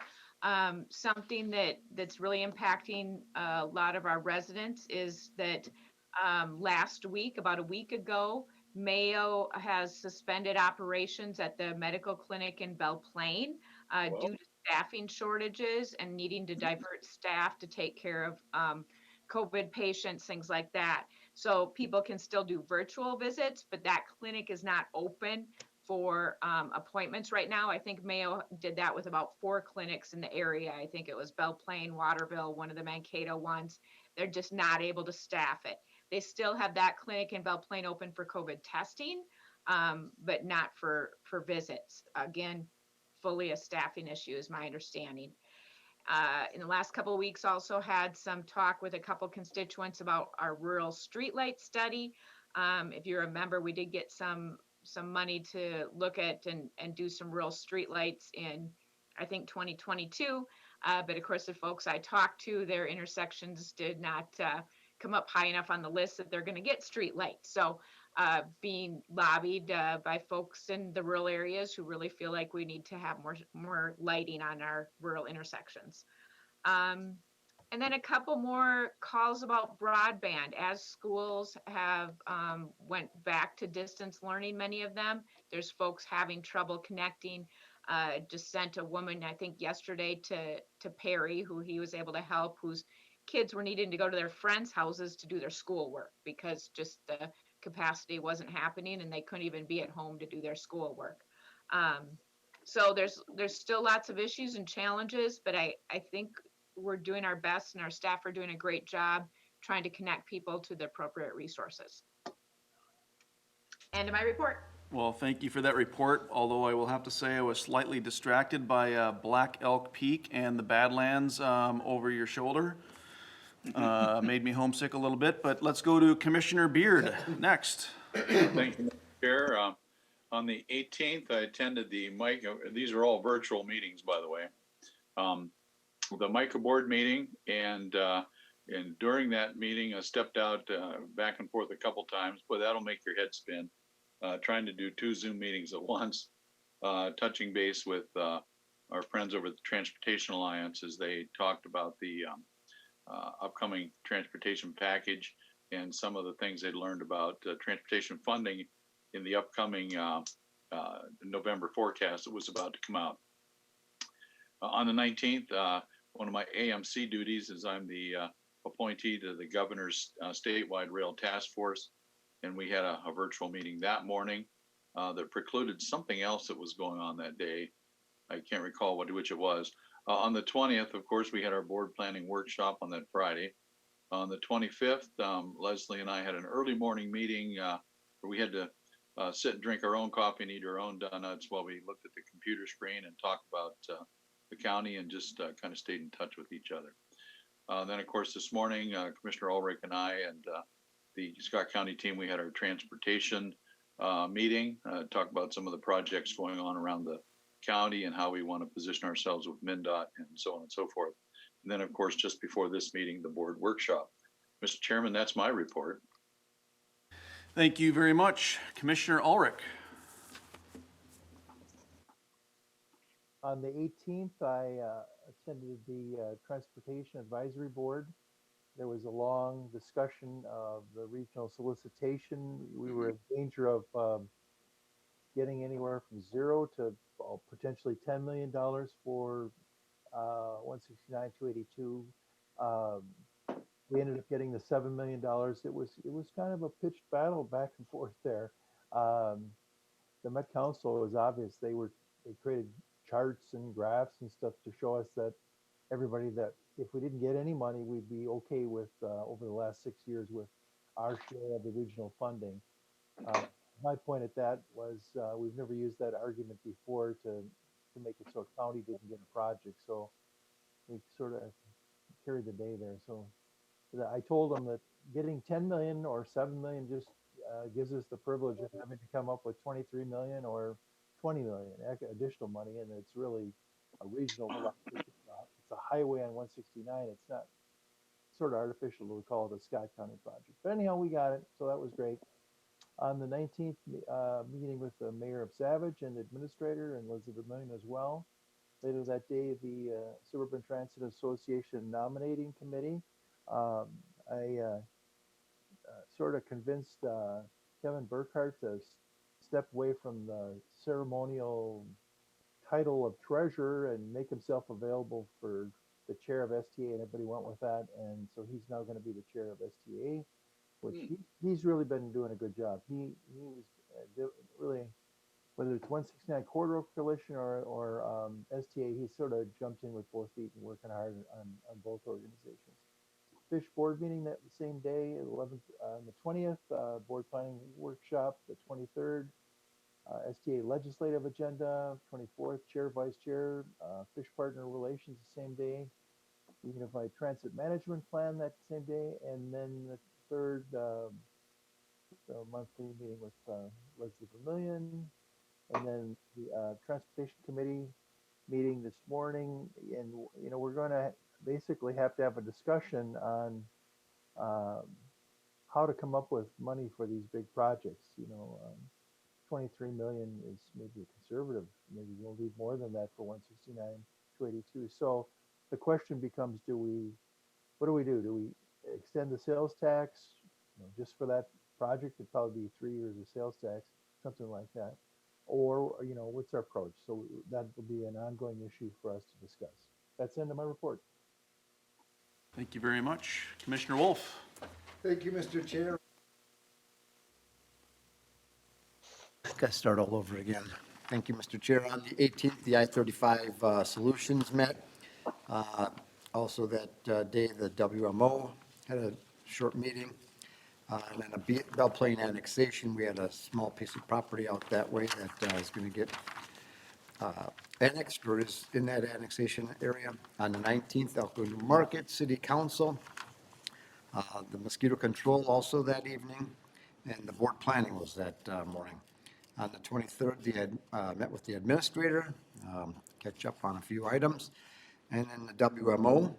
One of the things that's come out of there is we have the funding for that McMahon Lake, and so we got to figure out how we're going to get that to work, and if they're going to create a improvement district there, what's going to happen with that, and how that's going to be maintained throughout time. And then on the 24th, had a meeting with the supervisor at Newmarket Township. There's a drainage issue. Some trees grew up in some drain tiling, and so it's causing a little bit of a backup. Later that afternoon, the IWG met, just had a couple things come up there, nothing crazy.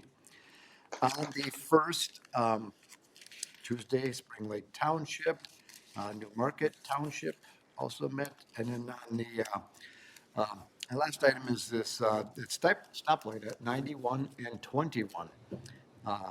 Is up and going now and looks good. They did a great job there. I've got a number of nice compliments. Normally, in this job, you don't get a lot of compliments, but some people called up and said, great job. It's working great, and people that are coming in from 91 and turning right to go towards Lakeville don't have to play Russian roulette. So that's the end of my report. Thank you. Yeah, good point on that for sure. Thank you very much. My report on the 18th, Scott County Prevention Coalition. Later that same day in the evening was extension. 19th, community corrections. I think these were all Zoom. The 19th, we had a fish board. 20th, as mentioned, our 2021 planning workshop, which I think went pretty well, everyone being on Zoom. Great conversation, great points. On the 23rd, Shakopee Chamber hosted one of their panel discussions. Mayor Mars was there, Senator Pratt, Representative Tapke. They needed a fourth to make those guys look really good, so I was the fourth. They needed a filler. So I was the filler there. Good conversations. The 24th, Chair, Vice Chair. Also that afternoon, the Intergovernmental Working Group. And one of the things we kind of talked about is solid waste management. So kind of having that conversation and just wanting to make sure there's no surprises moving forward. I have written down here the 26th. Was that Thanksgiving? Awesome. Awesome time. Ate lots of turkey. Thankful for a lot of things. Even in 2020, there's a lot to be thankful for. A lot. On the 1st, had a little impromptu monthly administrator meeting and then our workshop earlier today. And with that, we'll end my report and look to our county administrator online for a report and update. So just two quick things here. First, Deb Brazel was not watching, but she did appreciate the birthday wishes. She's out playing with her grand dog. So just thought I'd let you know. The other thing was that the sheriff's announced they have a promotion that's going to happen in jail.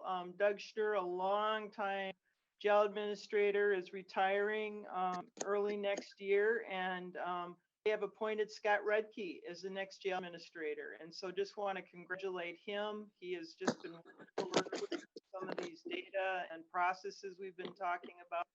And so it'll be a congratulations to Doug, but also to Scott. So good news. That's the extent of my. Is that it? All right. I gotta turn my green on. I forgot to go green here. So right now we're gonna move to item number 10, where we are going to recess for our attorney-client meeting. We're not adjourning. We are going to recess. Am I right? I'm looking to Tracy. For a closed meeting. Yep. So we're going to recess for a closed meeting. So with that, do I need to note the time? It's 4:15. We're going to be in recess.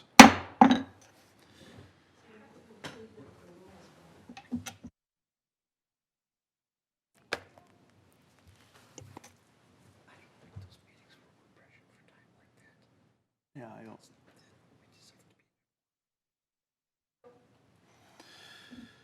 All right, we are back from recess at 5:25, where we conducted a closed board meeting to evaluate the performance of County Administrator Lezlie Vermillion. Did I cover that we were not in recess for attorney-client meeting, but rather to conduct a closed board meeting? Mr. Chair, Commissioners, that is correct, and we do not have any other matters for attorney-client, so we're done with that as well. Awesome, thank you very much. Then that puts us to item number 11, to adjourn the county board meeting from December the 3rd. We have a motion. Second. Listening still for a second. You can second. I suppose I could second.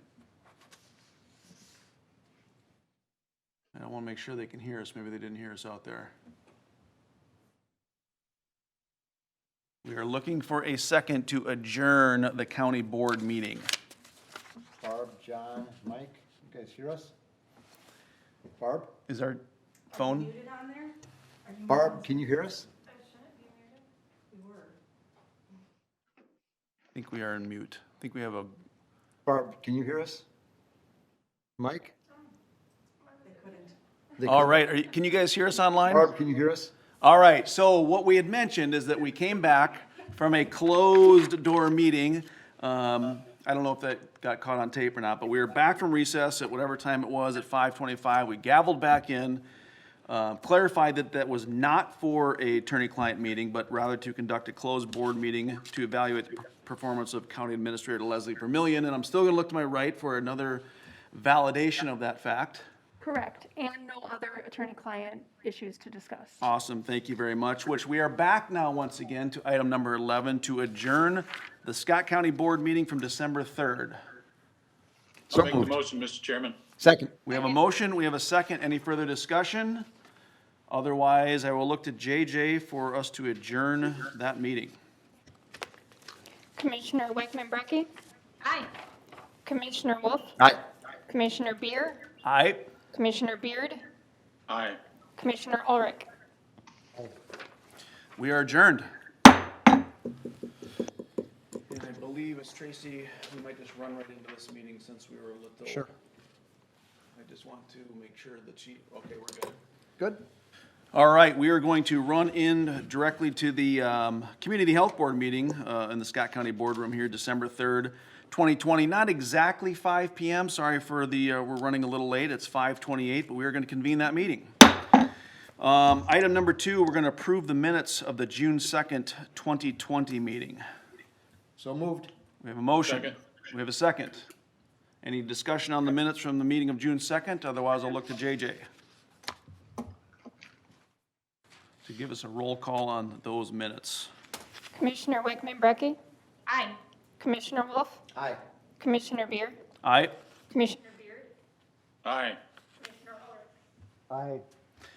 All right, moving on to item number 3, to receive a Community Health Board report from the Community Health Services Administrator, Public Health Staff, and the Scott County Medical Director. Thank you, everybody. I'm looking in the room, no one's here. I'm gonna look online. Thank you, everyone, for your patience. Take it away. Good evening, Commissioner Beer and commissioners. You can go to the next slide. We have several things to bring to you today, including a review of our birth and death statistics. Part of our role as a Public Health Department and Community Health Board is to really do a deep dive into the data and look at what some of the conditions are that will be affecting our populations, as well as matching programs to meet those needs.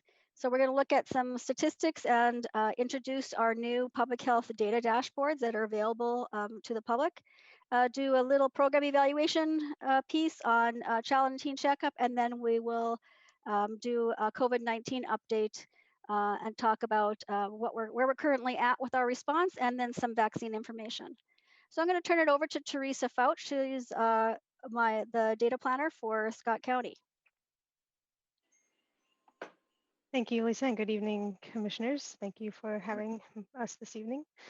So yes, next slide. So this slide, I'll just start off. So we're going to be looking at the whole kind of either end of the lifespan. So starting with births and then later getting into deaths in Scott County. So starting off with births, this is showing the teen birth rate in Scott County and the overall birth rate in Scott County compared to Minnesota. So we can see that in the solid green line here, that is the Scott County teen birth rate, and it has decreased significantly over the last 10 years. So going from almost 15 births per 1,000 teenagers in the county down to 5 births per 1,000 teenagers. So a very sharp decline, and that's showing even more of a decline than what was seen in Minnesota during that same time period. And then looking at the overall birth rate, that's the solid orange line. That has decreased somewhat over the last 10 years in Scott County. And is now about lower or about the same as the overall birth rate for the state of Minnesota. Teresa, this is Commissioner Beard. If I'm not mistaken, the replacement birth rate is about 21 per 1,000 or 2.1 per 100, correct? And we're looking at, am I reading this correctly then? That our birth rate is below our replacement rate? So I don't know off the top of my head the replacement rate, but overall, I would say yes. Across the country, it's a trend that the birth rate is lower than the replacement rate overall. So I don't know the specific number for Scott County, but I'd say in general, you were correct in saying that. Okay, good, thank you. Yeah, I'm thinking of another, I probably didn't ask the question correctly. I'm thinking it's 2.1 per woman, of childbearing age. And so I don't think it's a per thousand rate. I think it's a per female of childbearing age is the number I'm thinking of. But so I'm sorry, I might have confused the issue with this rate. Okay, next slide, please. Okay, so here's the birth rate by race in Scott County for just the year 2019. So we can see that among Black residents of Scott County, they had the highest birth rate, so about 27 births per 1,000 residents in Scott County who identified as Black, and then the lowest birth rate being among white residents of Scott County at about 11 births per 1,000 white residents in the county. Next slide, please. So this is just showing a breakdown of in births in Scott County in 2019. Where did they happen? So that's based on the mother's residence. So not where the baby was born, but based on the mother's residence, where are kind of the newly born babies living. And so we see the lowest numbers of that in the New Prague and Elko New Market area, and then the highest number of new births in the Shakopee area, and then some in Savage and Prior Lake as well. Next slide, please. So here's a breakdown of what age are mothers when they give birth. So we can see that among white residents, 77% of births were among mothers aged 20 to 34. And that was the highest among all the different racial and ethnic categories here. On kind of the other side of the spectrum, mothers who were Asian, they had the highest percent of births in the 35 to 39 age category. So 21% of Asian births were in the 35 to 39 category. And then among Black mothers, they had 7.6% of them gave birth over 40 in 2019. Next slide, please. So similar to the last slide, we can see the average age of mothers at birth has been increasing. And again, this trend has been seen across the country over about the last 10 years as well. So it's increased by about 1.5 years or 2 years in Scott County since 2010. So going from about 29.5 years at birth and then almost 31 at this point in 2019. Next slide, please. Some more demographics of mothers. So the percent of births to unmarried mothers has increased just slightly in Scott County over the last 10 years, up by about 2 percentage points. And then the percent of mothers, the percent of births to where at least one parent has a college degree is comparatively very high in Scott County, hovering around 90% over the last 10 years. But that has decreased slightly in the recent years, although it is still very high at that around 90% mark. Next slide, please. And here, this is the percent of births that are to foreign-born mothers. So how many mothers in Scott County gave birth, but they themselves were not born in the United States. So most likely immigrant mothers. So that is overall showing an increasing trend over the last several years. It did drop slightly in 2019, but that's not necessarily an indication that it's going to continue dropping because the trend is showing an upward movement over the last several years. Next slide, please. And so again, so those foreign-born mothers, kind of what region of the world are they coming from and ending up giving birth in Scott County? The highest percentage, so 4.4% of births in 2019 were to mothers who came from countries in East Asia. So East Asia would be countries like China, Vietnam, Laos, Cambodia, Japan, that area. And then second highest was mothers who were born in Middle East and North Africa, or MENA. So that would be countries like Somalia, Libya, Egypt, Iraq, Iran, Turkey, and Syria. And of course, we can see it going down from there. Next slide, please. So this slide shows somewhat of the socioeconomic status of mothers. So the solid green line is what percent of mothers when they gave birth paid with private insurance. So that has been pretty high over the last 10 years, but it has been decreasing slightly, and that is kind of mimicked on the other end by the percent of mothers paying with Medicaid increasing slightly over the last 10 years. And then also the darker orange line shows the percent of mothers who received WIC during their pregnancy, and that has stayed pretty stable over the last 10 years. Next slide, please. Now a look at some prenatal risk factors. So this is the percent of women who began prenatal care in the first trimester.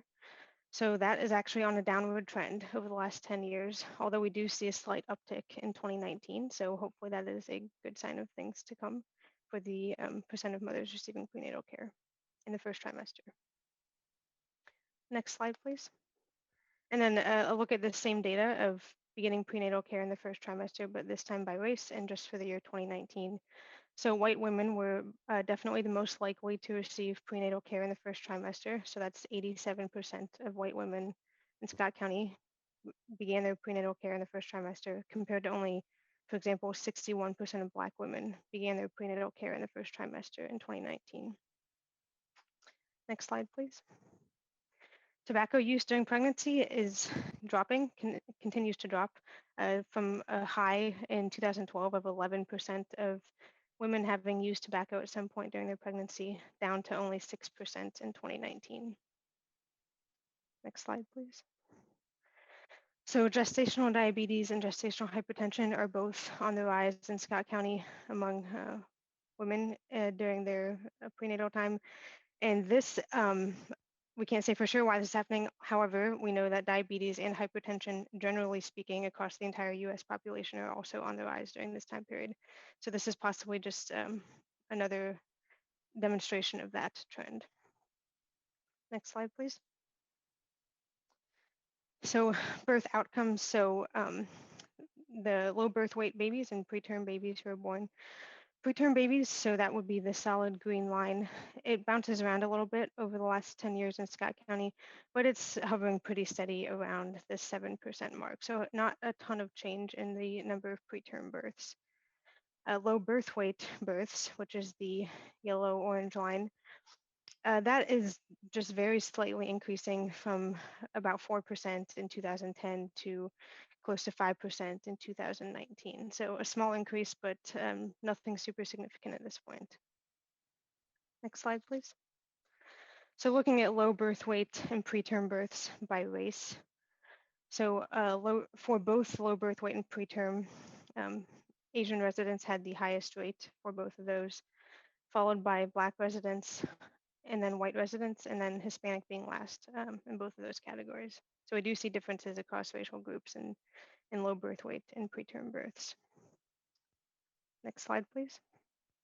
And then another birth outcome we look at is, was the child breastfed during their hospital stay? And that is on an increasing trend.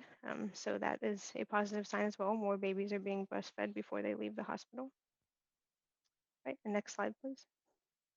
So that concludes the birth data. So now we'll look at the other end of the death data in Scott County over the last several years.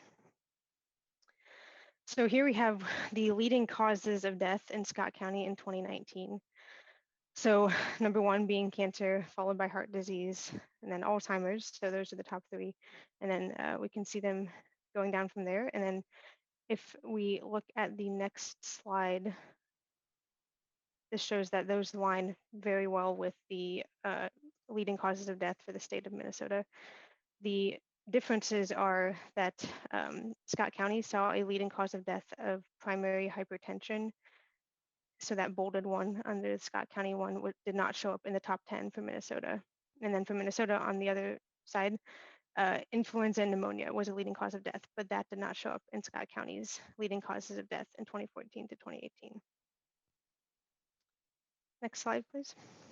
So here are the leading causes of death by age group over the time period of 2015 to 2019. So over 5 years, what were the leading causes for each demographic by age? So among youth 0 to 19, this one is somewhat mixed because it's somewhat skewed by causes of death in younger children and babies compared to maybe teenagers. So the conditions originating in the perinatal period and chromosomal abnormalities would more likely occur in the first year or less of life, whereas accidents and suicide would be more common among older children and teenagers. And then I can see as we go through the age groups there, so accidents shows up quite a lot for the younger age groups. And then cancer also shows up a lot in every age group except for the youngest demographic. And then heart disease was very common as well among most age groups. It was only in the older age groups, so 65 to 79 and 80 plus, that stroke becomes a leading cause of death. And then the boxes here that are not shaded, those were unique to that age group. So for example, alcoholic liver disease as a leading cause of death was unique to the 50 to 64-year-old age group in Scott County during this time period. Also interesting to note is that suicide is a leading cause of death among all age groups below 49 years old, whereas that does not show up in residents over 50 during this time period. Next slide, please.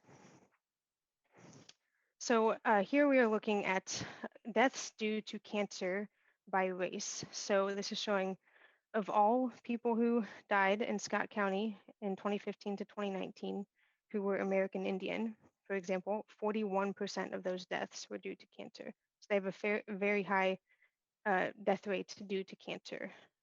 Comparatively, Black residents who died, 19% of those deaths were due to cancer. So we just see differences in cause of death by racial category. Next slide, please. And then this is a similar slide, but this time for diseases of the heart. So Black residents had the highest rate of death due to diseases of the heart at 17% of all deaths to Black residents were due to some kind of heart disease. And then Hispanic was the lowest, where only 6% of deaths to people who identify as Hispanic were due to some kind of heart disease.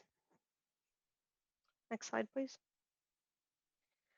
So this slide kind of shows what we would expect, what of all the deaths in Scott County, what percent fall to each age group. So those who were 80 years old and up, those accounted for over 50% of deaths in Scott County in 2019. So the oldest age group accounts for the most deaths, which is theoretically what we would hope to see, that residents are living to that age. And then actually it just follows the age breakdown categories. So the next highest would be 65 to 79-year-olds, followed by 50 to 64-year-olds, and so on, with under 19-year-olds having the lowest percentage of deaths in the county.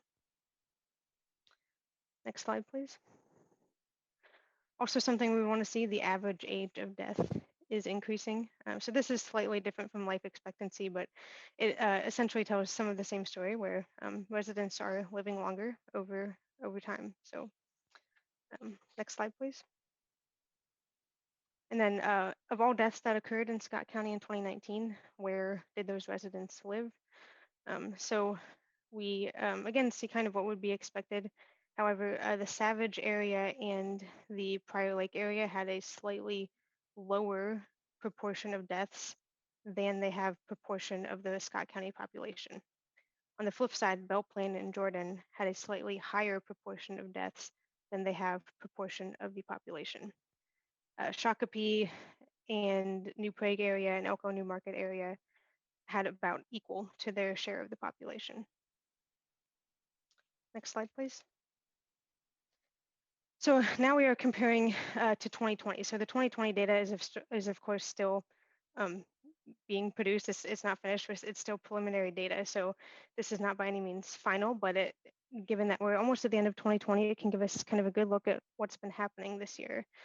So in Scott County in the time period 2015 to 2019, we again have those top 10 leading causes of death listed there on the left. And we saw those at the beginning.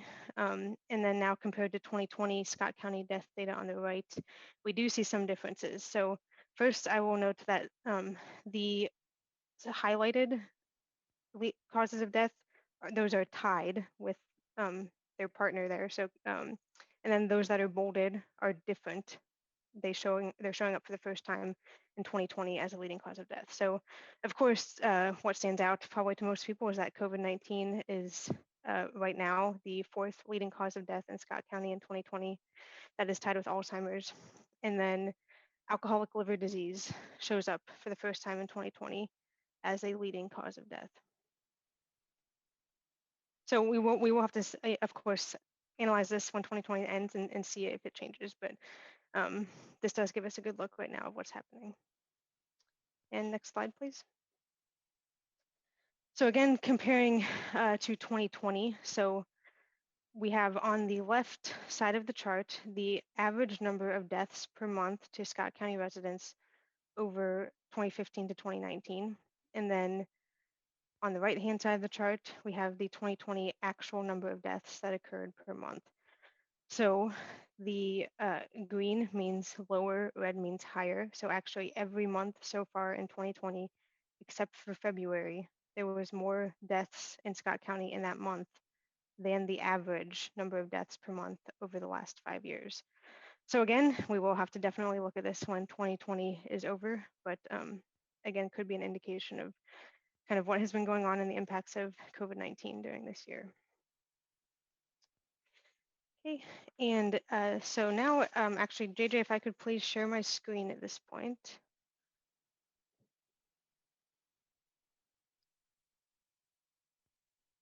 Okay. So I now want to highlight some new content we have on the Scott County Public Health website. So here I have our Scott County Public Health website pulled up here.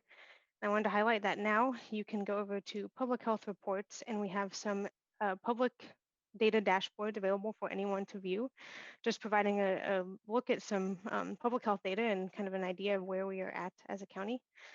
So this is I'll just go through some of the ones that we have right now. So these are the categories right now that are posted.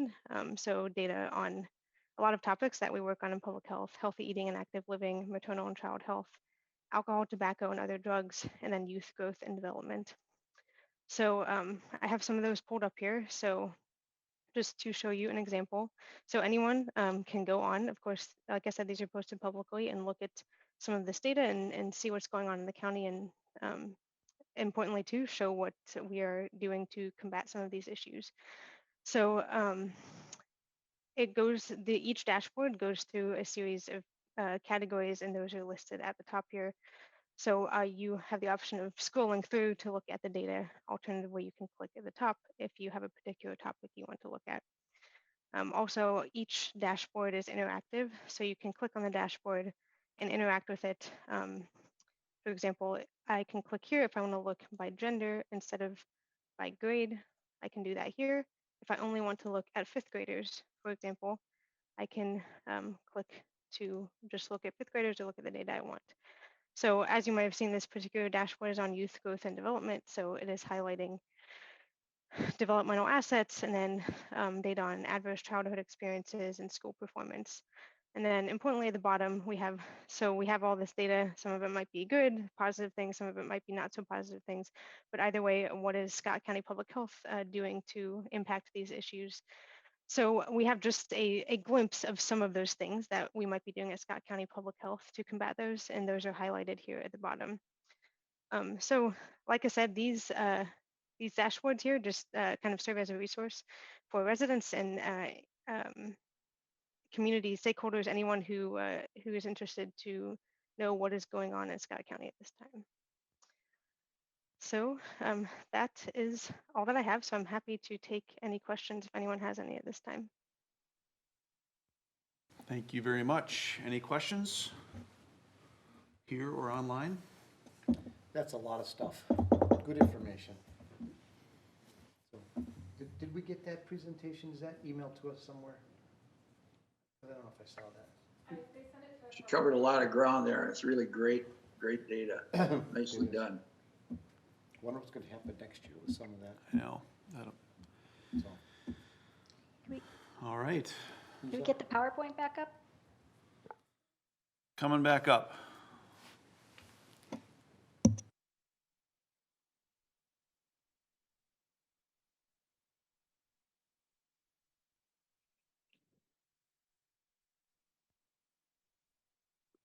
Okay, now I believe I will hand it over to Darcy Maskovich. Ed, next Yeah, slide, probably, please. this was on. Hello, this is Darcy Maskovich, and I'm the Child and Teen Checkups Coordinator, also a registered nurse with an extra certification as a public health nurse. And I'm here tonight just to explain, I was asked to come explain a little bit as to why we've seen some change in the trends within the Child and Teen Checkup program related to participation rates. So in a nutshell, essentially what my team does is focus on facilitating getting families in for their preventive care, AKA well child checks, also known as child and teen checkups or CNTCs. So that is our primary goal via various means. And the reason we do this work is to focus on preventative care is to decrease healthcare costs related to catching things earlier leads to decreased illness, finding developmental issues with children during their developmental screenings can help with their learning process at school. Immunizations is a part of a well child checkup, and that of course can lead to decreased hospitalizations. So that's why we do the work we do. Next slide, please. So as you can see, we've had a decrease in the eligible participants with at least one screen. The good news is, if you look at this, the measurement tools that were used were different. So we're mimicking the state, essentially. The way that DHS was collecting the data changed, and they also changed the frequency with which a child was required to get a child and teen checkup. Previously, ages 3 to 20, it was recommended every other year. And then in 2017, it switched to every year. However, the information wasn't shared immediately. So we were kind of had our feet to the fire because it was already implemented, but we didn't have the systems in place to contact those families to let them know that their child was indeed due a year earlier. So there was a little bit of a catch-up lag there for the staff in our phone calls and letters. Next slide, please. So as you can see, this is essentially the same information except breaking it out by counties. And we tend to be right in the middle, higher of the smaller counties, but right in the middle because we have fewer resources than some of the larger counties, as you would expect. Any questions so far? All right, next slide, please. So this slide is addressing preventive dental care. And as you may or may not be aware of, dental care has been an ongoing issue within rural areas, more so than the metro. And Scott County is, I would say, half rural, half suburban. But we as well have had ongoing dental access issues. And what that means is, as you can see, the rates are quite a bit lower than they are for a well child check. And the reason is we don't have the access that we do to medical care for kids that are on medical assistance. Many dental providers don't accept medical assistance as a payer. So that is a constant effort on my team to try and find new resources, try and find dentists that'll take 1 or 2 patients here or there, come up with different modalities, working with mobile vans and things like that. So it can be a lot of work to get families in, but next slide, please. Darcy, quick question on this one. Sure. When you talk eligible participants, are you talking all children or only children that are on like public assistance or something like that? I'm talking about all the children enrolled in child and teen checkups, which essentially is all kids on medical assistance. Okay, all right. So it's not just every kid in my neighborhood then? Correct. Thanks. And there's about 12,600 kids in Scott County on medical assistance. Okay, thanks. Yep. So, and this slide is just comparing, as the first set did, just where we land within all of the counties in the metro area, because we all collaborate together on interventions. Next slide, please. So as part of our outreach to these families and encourage well child visits, we do introductory phone calls. We do reminder phone calls to certain languages where language is a barrier for families to schedule appointments. And as you can see, 2020, we haven't had as many phone calls. Part of that is we've noticed is that the recertification process for medical assistance is different, and families are not having to reapply every 6 months. So they only have to reapply every year just due to the nature of the pandemic or everything going on with the pandemic. That was changed. I don't know if it was at a legislative level or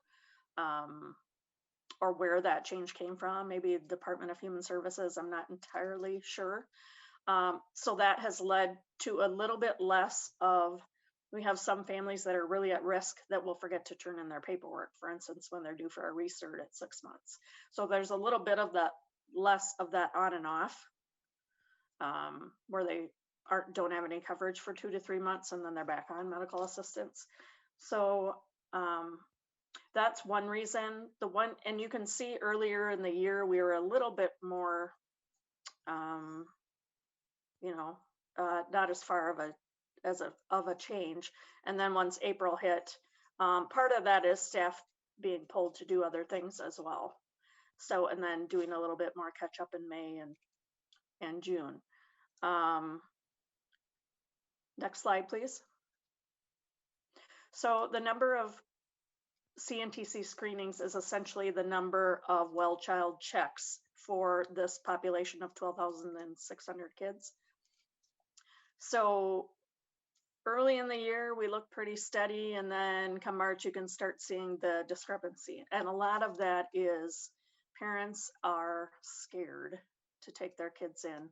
No matter how much we reassure them, they're just scared.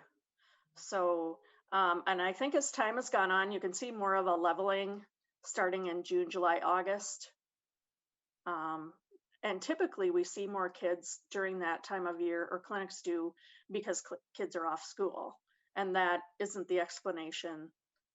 This particular year, it's more that as the virus has gone on and we know more about it, I think families are a little bit more comfortable. So that's where we're at related to screenings. And there is probably about a 3-month lag sometimes in data. So the August wouldn't be complete yet. It takes a current, the clinic has to, fill out the billing, then it has to go to the billing people, then it goes to the health plan, then it goes to DHS, and then it comes back to us. So there's sometimes a 3-month lag in data, 3 to 4 months, depending on how up to date the clinic is on their billing. So next slide, please. And that's it, I guess. Let me see, let me just double check to make sure I didn't miss anything that I wanted to add. I think I hit on the high points. Does anybody have any questions? Anything here online? Otherwise, we'll keep rolling. Yep. All right, thank you. Thank you. Well, good evening again, commissioners. We're going to do just a brief COVID update, and we'll hopefully have time for questions at the end. Next slide, please. This is a slide and information that I have included in our weekly surveillance report and have brought to you several times previously. I do have some good news today for a change, and I'm really excited about that. Hopefully that trend will continue. It looks like we are on a downward trend. This week, the past week, we only had just slightly over 1,000 new cases compared to the week before, which was 1,200 new cases. So we are seeing a little bit of a downward trend. I do hope, well, unfortunately, we're likely going to see an upward trend next week because we'll be in that that 2-week incubation period after Thanksgiving, but hopefully we'll continue to go in a positive direction. Next slide. And this is the state data, and you can also see for the last 2 weeks in the state, the dark purple line and the light purple line, there has been a decrease in number of positive tests and over the last couple of weeks. So again, this could change, but right now, 2 to 3 weeks of decrease, hopefully that trend will continue. Next slide. And this is just a comparison of our cases by county. As you can see, number of cases in the metro area, we're in the dark blue, very high, but metro area does have the higher population, so that would be expected. The one on the right, the map on the right, is the cumulative cases at the case rate, and you can see Scott County is definitely a little bit lighter than just the number, so we are a little bit higher than the other metro counties. Next slide. So I'm going to talk a little bit about what we are planning for vaccines. And this is current potential timeline for COVID vaccines. We've done some planning, spent some time in September and October doing planning. We do expect that the emergency use authorization approving the vaccine will be here within the next week. And we will start doing vaccines. We expect vaccines probably sometime in January, early January, and we will begin phase 1 and anticipate that phase 2 will start in March, April, somewhere around that timeline. I actually guess more likely it will be June, but that's my anticipation. Next slide. Since I started making these slides on Monday, and I've changed it 3 times because the information has changed with us so rapidly. We started this planning with an attitude of scarcity, and we are now moving to more of an abundance. So we're pretty excited about that, that will enable us to vaccinate the people that we want. So as more vaccine becomes available, the priority groups will shift. So this is just the first priority groups that they're calling phase 1. Obviously, phase 1A is those hospital healthcare workers, and those will be vaccinated. That includes the skilled nursing facility staff, assisted living, public health vaccinators, paramedics, EMTs, and those frontline healthcare responders. Critical workforce falls into 1B, and those are people who we need to keep essential functions of society operating. So EMS that does not fall under 1A, public health staff, government staff, critical infrastructure, and school and childcare staff also fall into that, which should make our parents quite happy and hopefully get our schools reopened again and not on distance learning. In phase 1C, those are the high-risk populations. That's anyone that is at high risk for a severe illness due to an underlying medical condition. Over 65 is included. Anyone who's uninsured or underinsured, people with disabilities, and others. Next slide. I am not going to go through this slide. I just wanted to bring this to you to show you the level of complexity in this and show you that it's just a few more examples. The yellow is priority 1A, purple is 1B, pink is 1C. These dots shift in a variety of different directions, but as you can see, there is a square on the right, kind of the middle right, that says local public health. Those are the groups that local public health will be assuring that we get vaccines. So right now we're really focused on long-term care and assuring that they are able to vaccinate their staff and their residents. For those that can't, local public health will provide support. Most of them so far have stated that they are able to do their own vaccine. And right now we are working with them to get them to order and make sure that they have storage capability. The first set of vaccine is requiring a little bit of a complex storage for that vaccine. So a lot of partnerships are being formed between hospitals and some of these groups that do need vaccine. and need to get their populations vaccinated. Next slide. I'm going to turn it over to Dr. Wilcox, who's going to talk more specific details about the vaccine and what we're looking at. Thanks, Lisa. And let me say it's a great pleasure for me to have an opportunity to chat with our commissioners and other folks of interest in public health related to the vaccine programs. You know, there's been concern on some individuals' parts about the safety of these vaccines. And I would emphasize to you that each of these vaccines have gone through a very appropriate phase of staging that have got us to the point now where within the next week to 2 weeks, we'll be able to roll these out in a manner that is appropriate.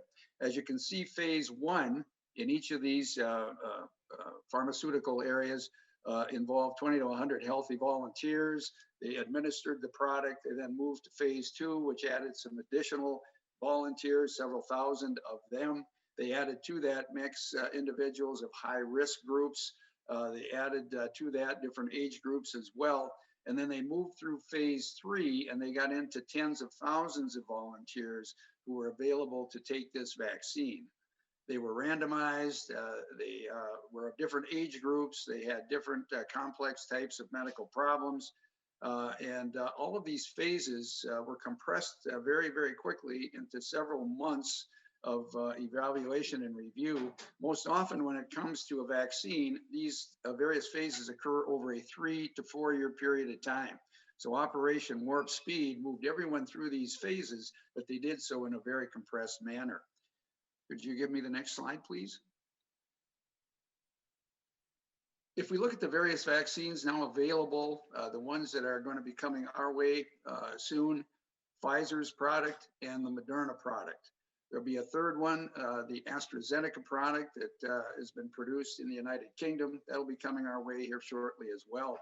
If you look at, however, how these vaccines are administered, and they were administered in phase 3 to each of these participants, the Pfizer vaccine demands a 2-shot regimen. The initial injection is given, and then 21 days later, a second booster shot is given. This product needs to be transported in an ultra cold environment. These vaccines have to be kept at a minus 97 degrees Fahrenheit, which demands them, when you do transport them, bringing them to a place where they have these kind of chambers available to continue to keep them in these really cold environments. The federal government has contracted for 100 million doses of these products. A similar number have been contracted with Moderna. Moderna product does not demand ultra cold storage. Their booster occurs 28 days from the initial injection. Both of these extremely effective, 95%, 95 to 94% effective, which is a very positive thing for individuals getting this vaccine. Next slide, please. This just kind of shows the various phases then that Moderna went through, phase 1, phase 2, phase 3. We kind of covered this. Phase 3 involved several thousand participants, 30,000, different age groups, some of them of different cultural backgrounds, many of them high risk individuals, older individuals greater than the age of 65 with diabetes, obesity, hypertension, heart disease as additional factors that seem to lead to major death and disability for folks who get this COVID virus. Move on then, please, to the next phase, to the next. This is shows then what Pfizer did with their phase of development. Initially in May, they had some very small clinical trials. They moved then in July to a large stage clinical trial initiated. They went through various types of concentrations of vaccine that seemed to end up with the maximum benefit. And of this group, 44,000 ended up participating in this study. 95 ended up with an illness. So you can imagine then that 44,000 were given this vaccine, 95 ended up with an illness. And again, it portends excellent effectiveness in developing immunity using this Pfizer vaccine as well. Next slide, please. This again indicates what the Pfizer group did relative to their phase development. 43,000, almost 44,000 volunteers were enrolled in their operation. Again, they ended up with quite a large number of folks of diverse backgrounds. 30% were U.S. participants, 42% were global participants. Many of them had different ages, older age 65, with again a focus on comorbidities, which was significant. This phase also involved then in September younger individuals, and in October then they began doing some testing on individuals at the age of 12 years or older. Now we do know at this point that the initial immunity that builds up is very effective. It's about 95% effective. The question still remains, however, how long does this immunity last? It's unclear to us how long this immunity will last. I think research in the future will show this piece more fully. The hope is it will last for a very long period of time, and it'll provide immunity then for our population for a very extended period of time. Next slide, please. Lisa talked about this, but you know, I really want to emphasize this as well. You know, our county has been very, very aggressive in providing testing for our citizens. And this really is a very important area to continue to focus on, because with testing done appropriately and given opportunities for individuals of different cultures and so on to obtain these tests free of charge, it'll give us a very nice opportunity to determine, okay, what are the hot spots in our county that we need to focus on with point of care follow-up. It'll give us a very nice opportunity also economically to decide, once the infectivity level drops to a significant degree, how can we further open up our economy and economically do some very good things. So that ends my part of the presentation. I certainly open things up for questions. If any of those questions I can answer, I'll be happy to try to do it for you. Any questions online or here? Dr. Wilcox, this is Tom Wolf. How long did you say it would take to get through everybody, the United States, the world? What do they think? I missed that, Tom. Say that one How more time. long do you think until this thing we're blanketed with this through the United States and the whole world of everybody who wants it? Is this a 1 or 2 or 5 year deal, or is this 6 months? No, I tell you what, I think if we have buy-in from our population to get vaccinated, and to be honest with you, some folks are still leery of being vaccinated, but if we get buy-in, and I would again reiterate, this is a very, very safe vaccine. If we do that, we should be able to immunize our population by April to May of this coming year. Everyone who needs a vaccine and wants a vaccine should be able to get it within that time frame. Now, we covered tonight just 2 vaccines, the Pfizer vaccine, the Moderna vaccine. I mentioned to you that the UK is providing an Oxford AstraZeneca product. There's another 2 types of vaccines coming out available as well. One from Eli Lilly, and there's another one coming on the market. And, you know, as we continue to add additional vaccines to our treatment option, we'll have more and more opportunities for our folks, our population, to get vaccinated in a very, very timely manner. So I'm thinking by late spring, early summer, we should be able to have most people vaccinated within that time frame, Tom. Okay.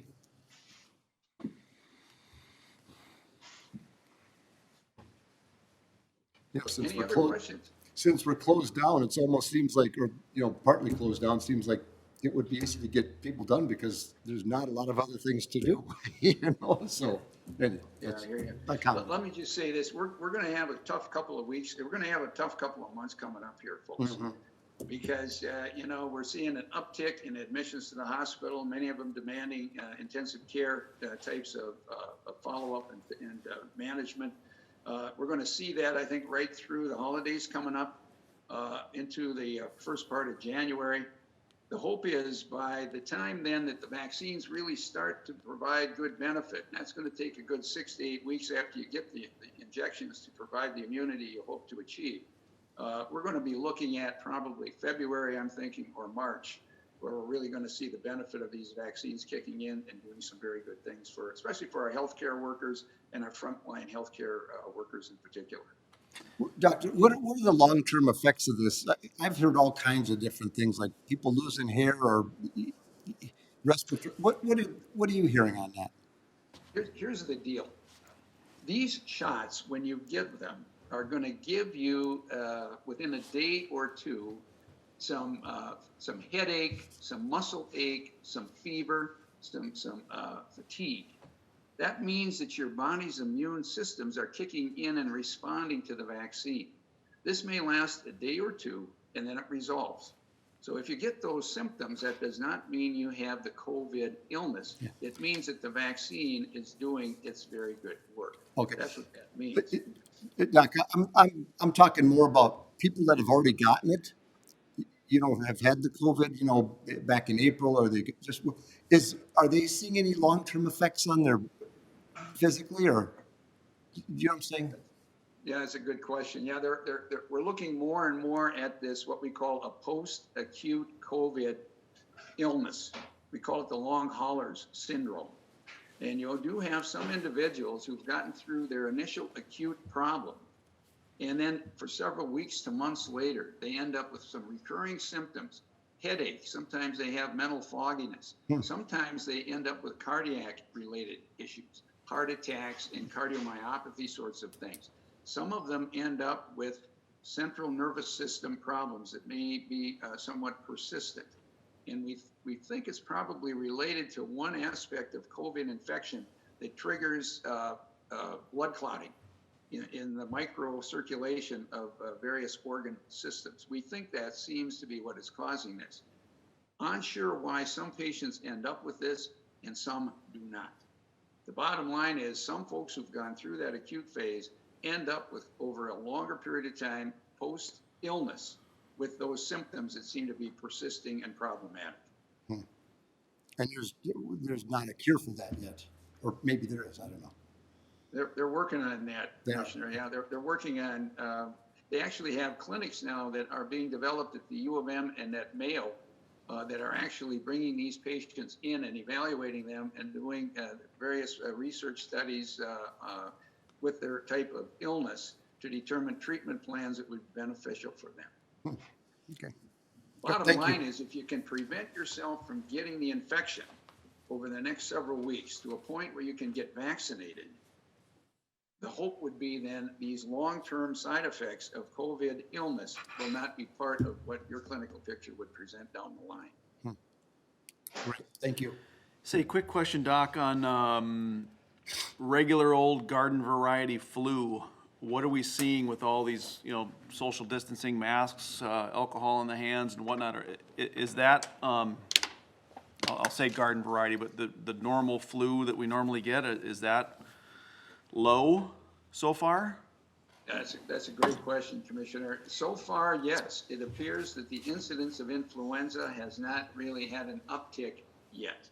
Now, that being said, though, influenza can become part of what we deal with in healthcare over the next several months, through the winter months and into the spring of next year. So although we're not seeing a lot of influenza right now yet, we still could see an uptick in this. It should, however, be less problematic because we are staying inside, we are wearing masks, we are very picky about washing our hands with soap and water and antiseptics and so on. The expectation would be that should help prevent not only COVID infection, but also influenza infection and spread as well. We're looking for silver linings wherever we can get them. That's absolutely right. And really, it underlines also the need, ladies and gentlemen, get your flu shot this year. If you've never gotten it before, get it now, because that should help to mitigate influenza and the symptoms of influenza that may end up on top of COVID symptoms that could be occurring as well. So really get that influenza shot at this point as well. All right, any other questions for the good doctor here online? Nope, thank you. Very good. Certainly. Commissioner Bear, I just want to do a shout out. our vaccination campaign would not have been possible without a lot of partnerships. And I just wanted to call out several of our locations that have been very helpful, giving us the use of their space. Jordan Fire, Elko New Market, City Hall, the KC Town Hall, and more recently at Marshall Roads Transit Station. Very helpful to have those partners letting us utilize their space at no charge. Also, some of our facility staff at Scott County, particularly Mike Lannon, has been incredibly helpful getting our supplies back and forth. We could not have done this without him. And of course, my wonderful, incredible, hardworking public health staff, some of which are on the phone. I just wanted to give a shout out to them of how hardworking they've been, putting in extra hours, being very flexible. These are all extra duties to people who have had the full-time jobs, and they're still getting the ship work done. They're still getting the Talentine checkup done, the family home visitings done. So it really has been a wonderful, difficult, wonderful effort. We're going to have a little bit of a calm before the storm here prior to vaccines, but we'll basically ramp down and then ramp up again. So thank you for having us this evening. Thank you so much. Thank you, community, for coming together and trying to combat this thing and get to the other side. All right, if there are no other questions, we are at item number 4, adjournment. Motion to adjourn. Second. I have a motion. There's a second. Did you hear the second? I did not hear a second. Is there a second? Second. Third, second, third. We got seconds, we got thirds. Any discussion? Otherwise, we will look for JJ to roll call us out of the Community Health Board meeting. Commissioner Whitman-Brecky. Aye.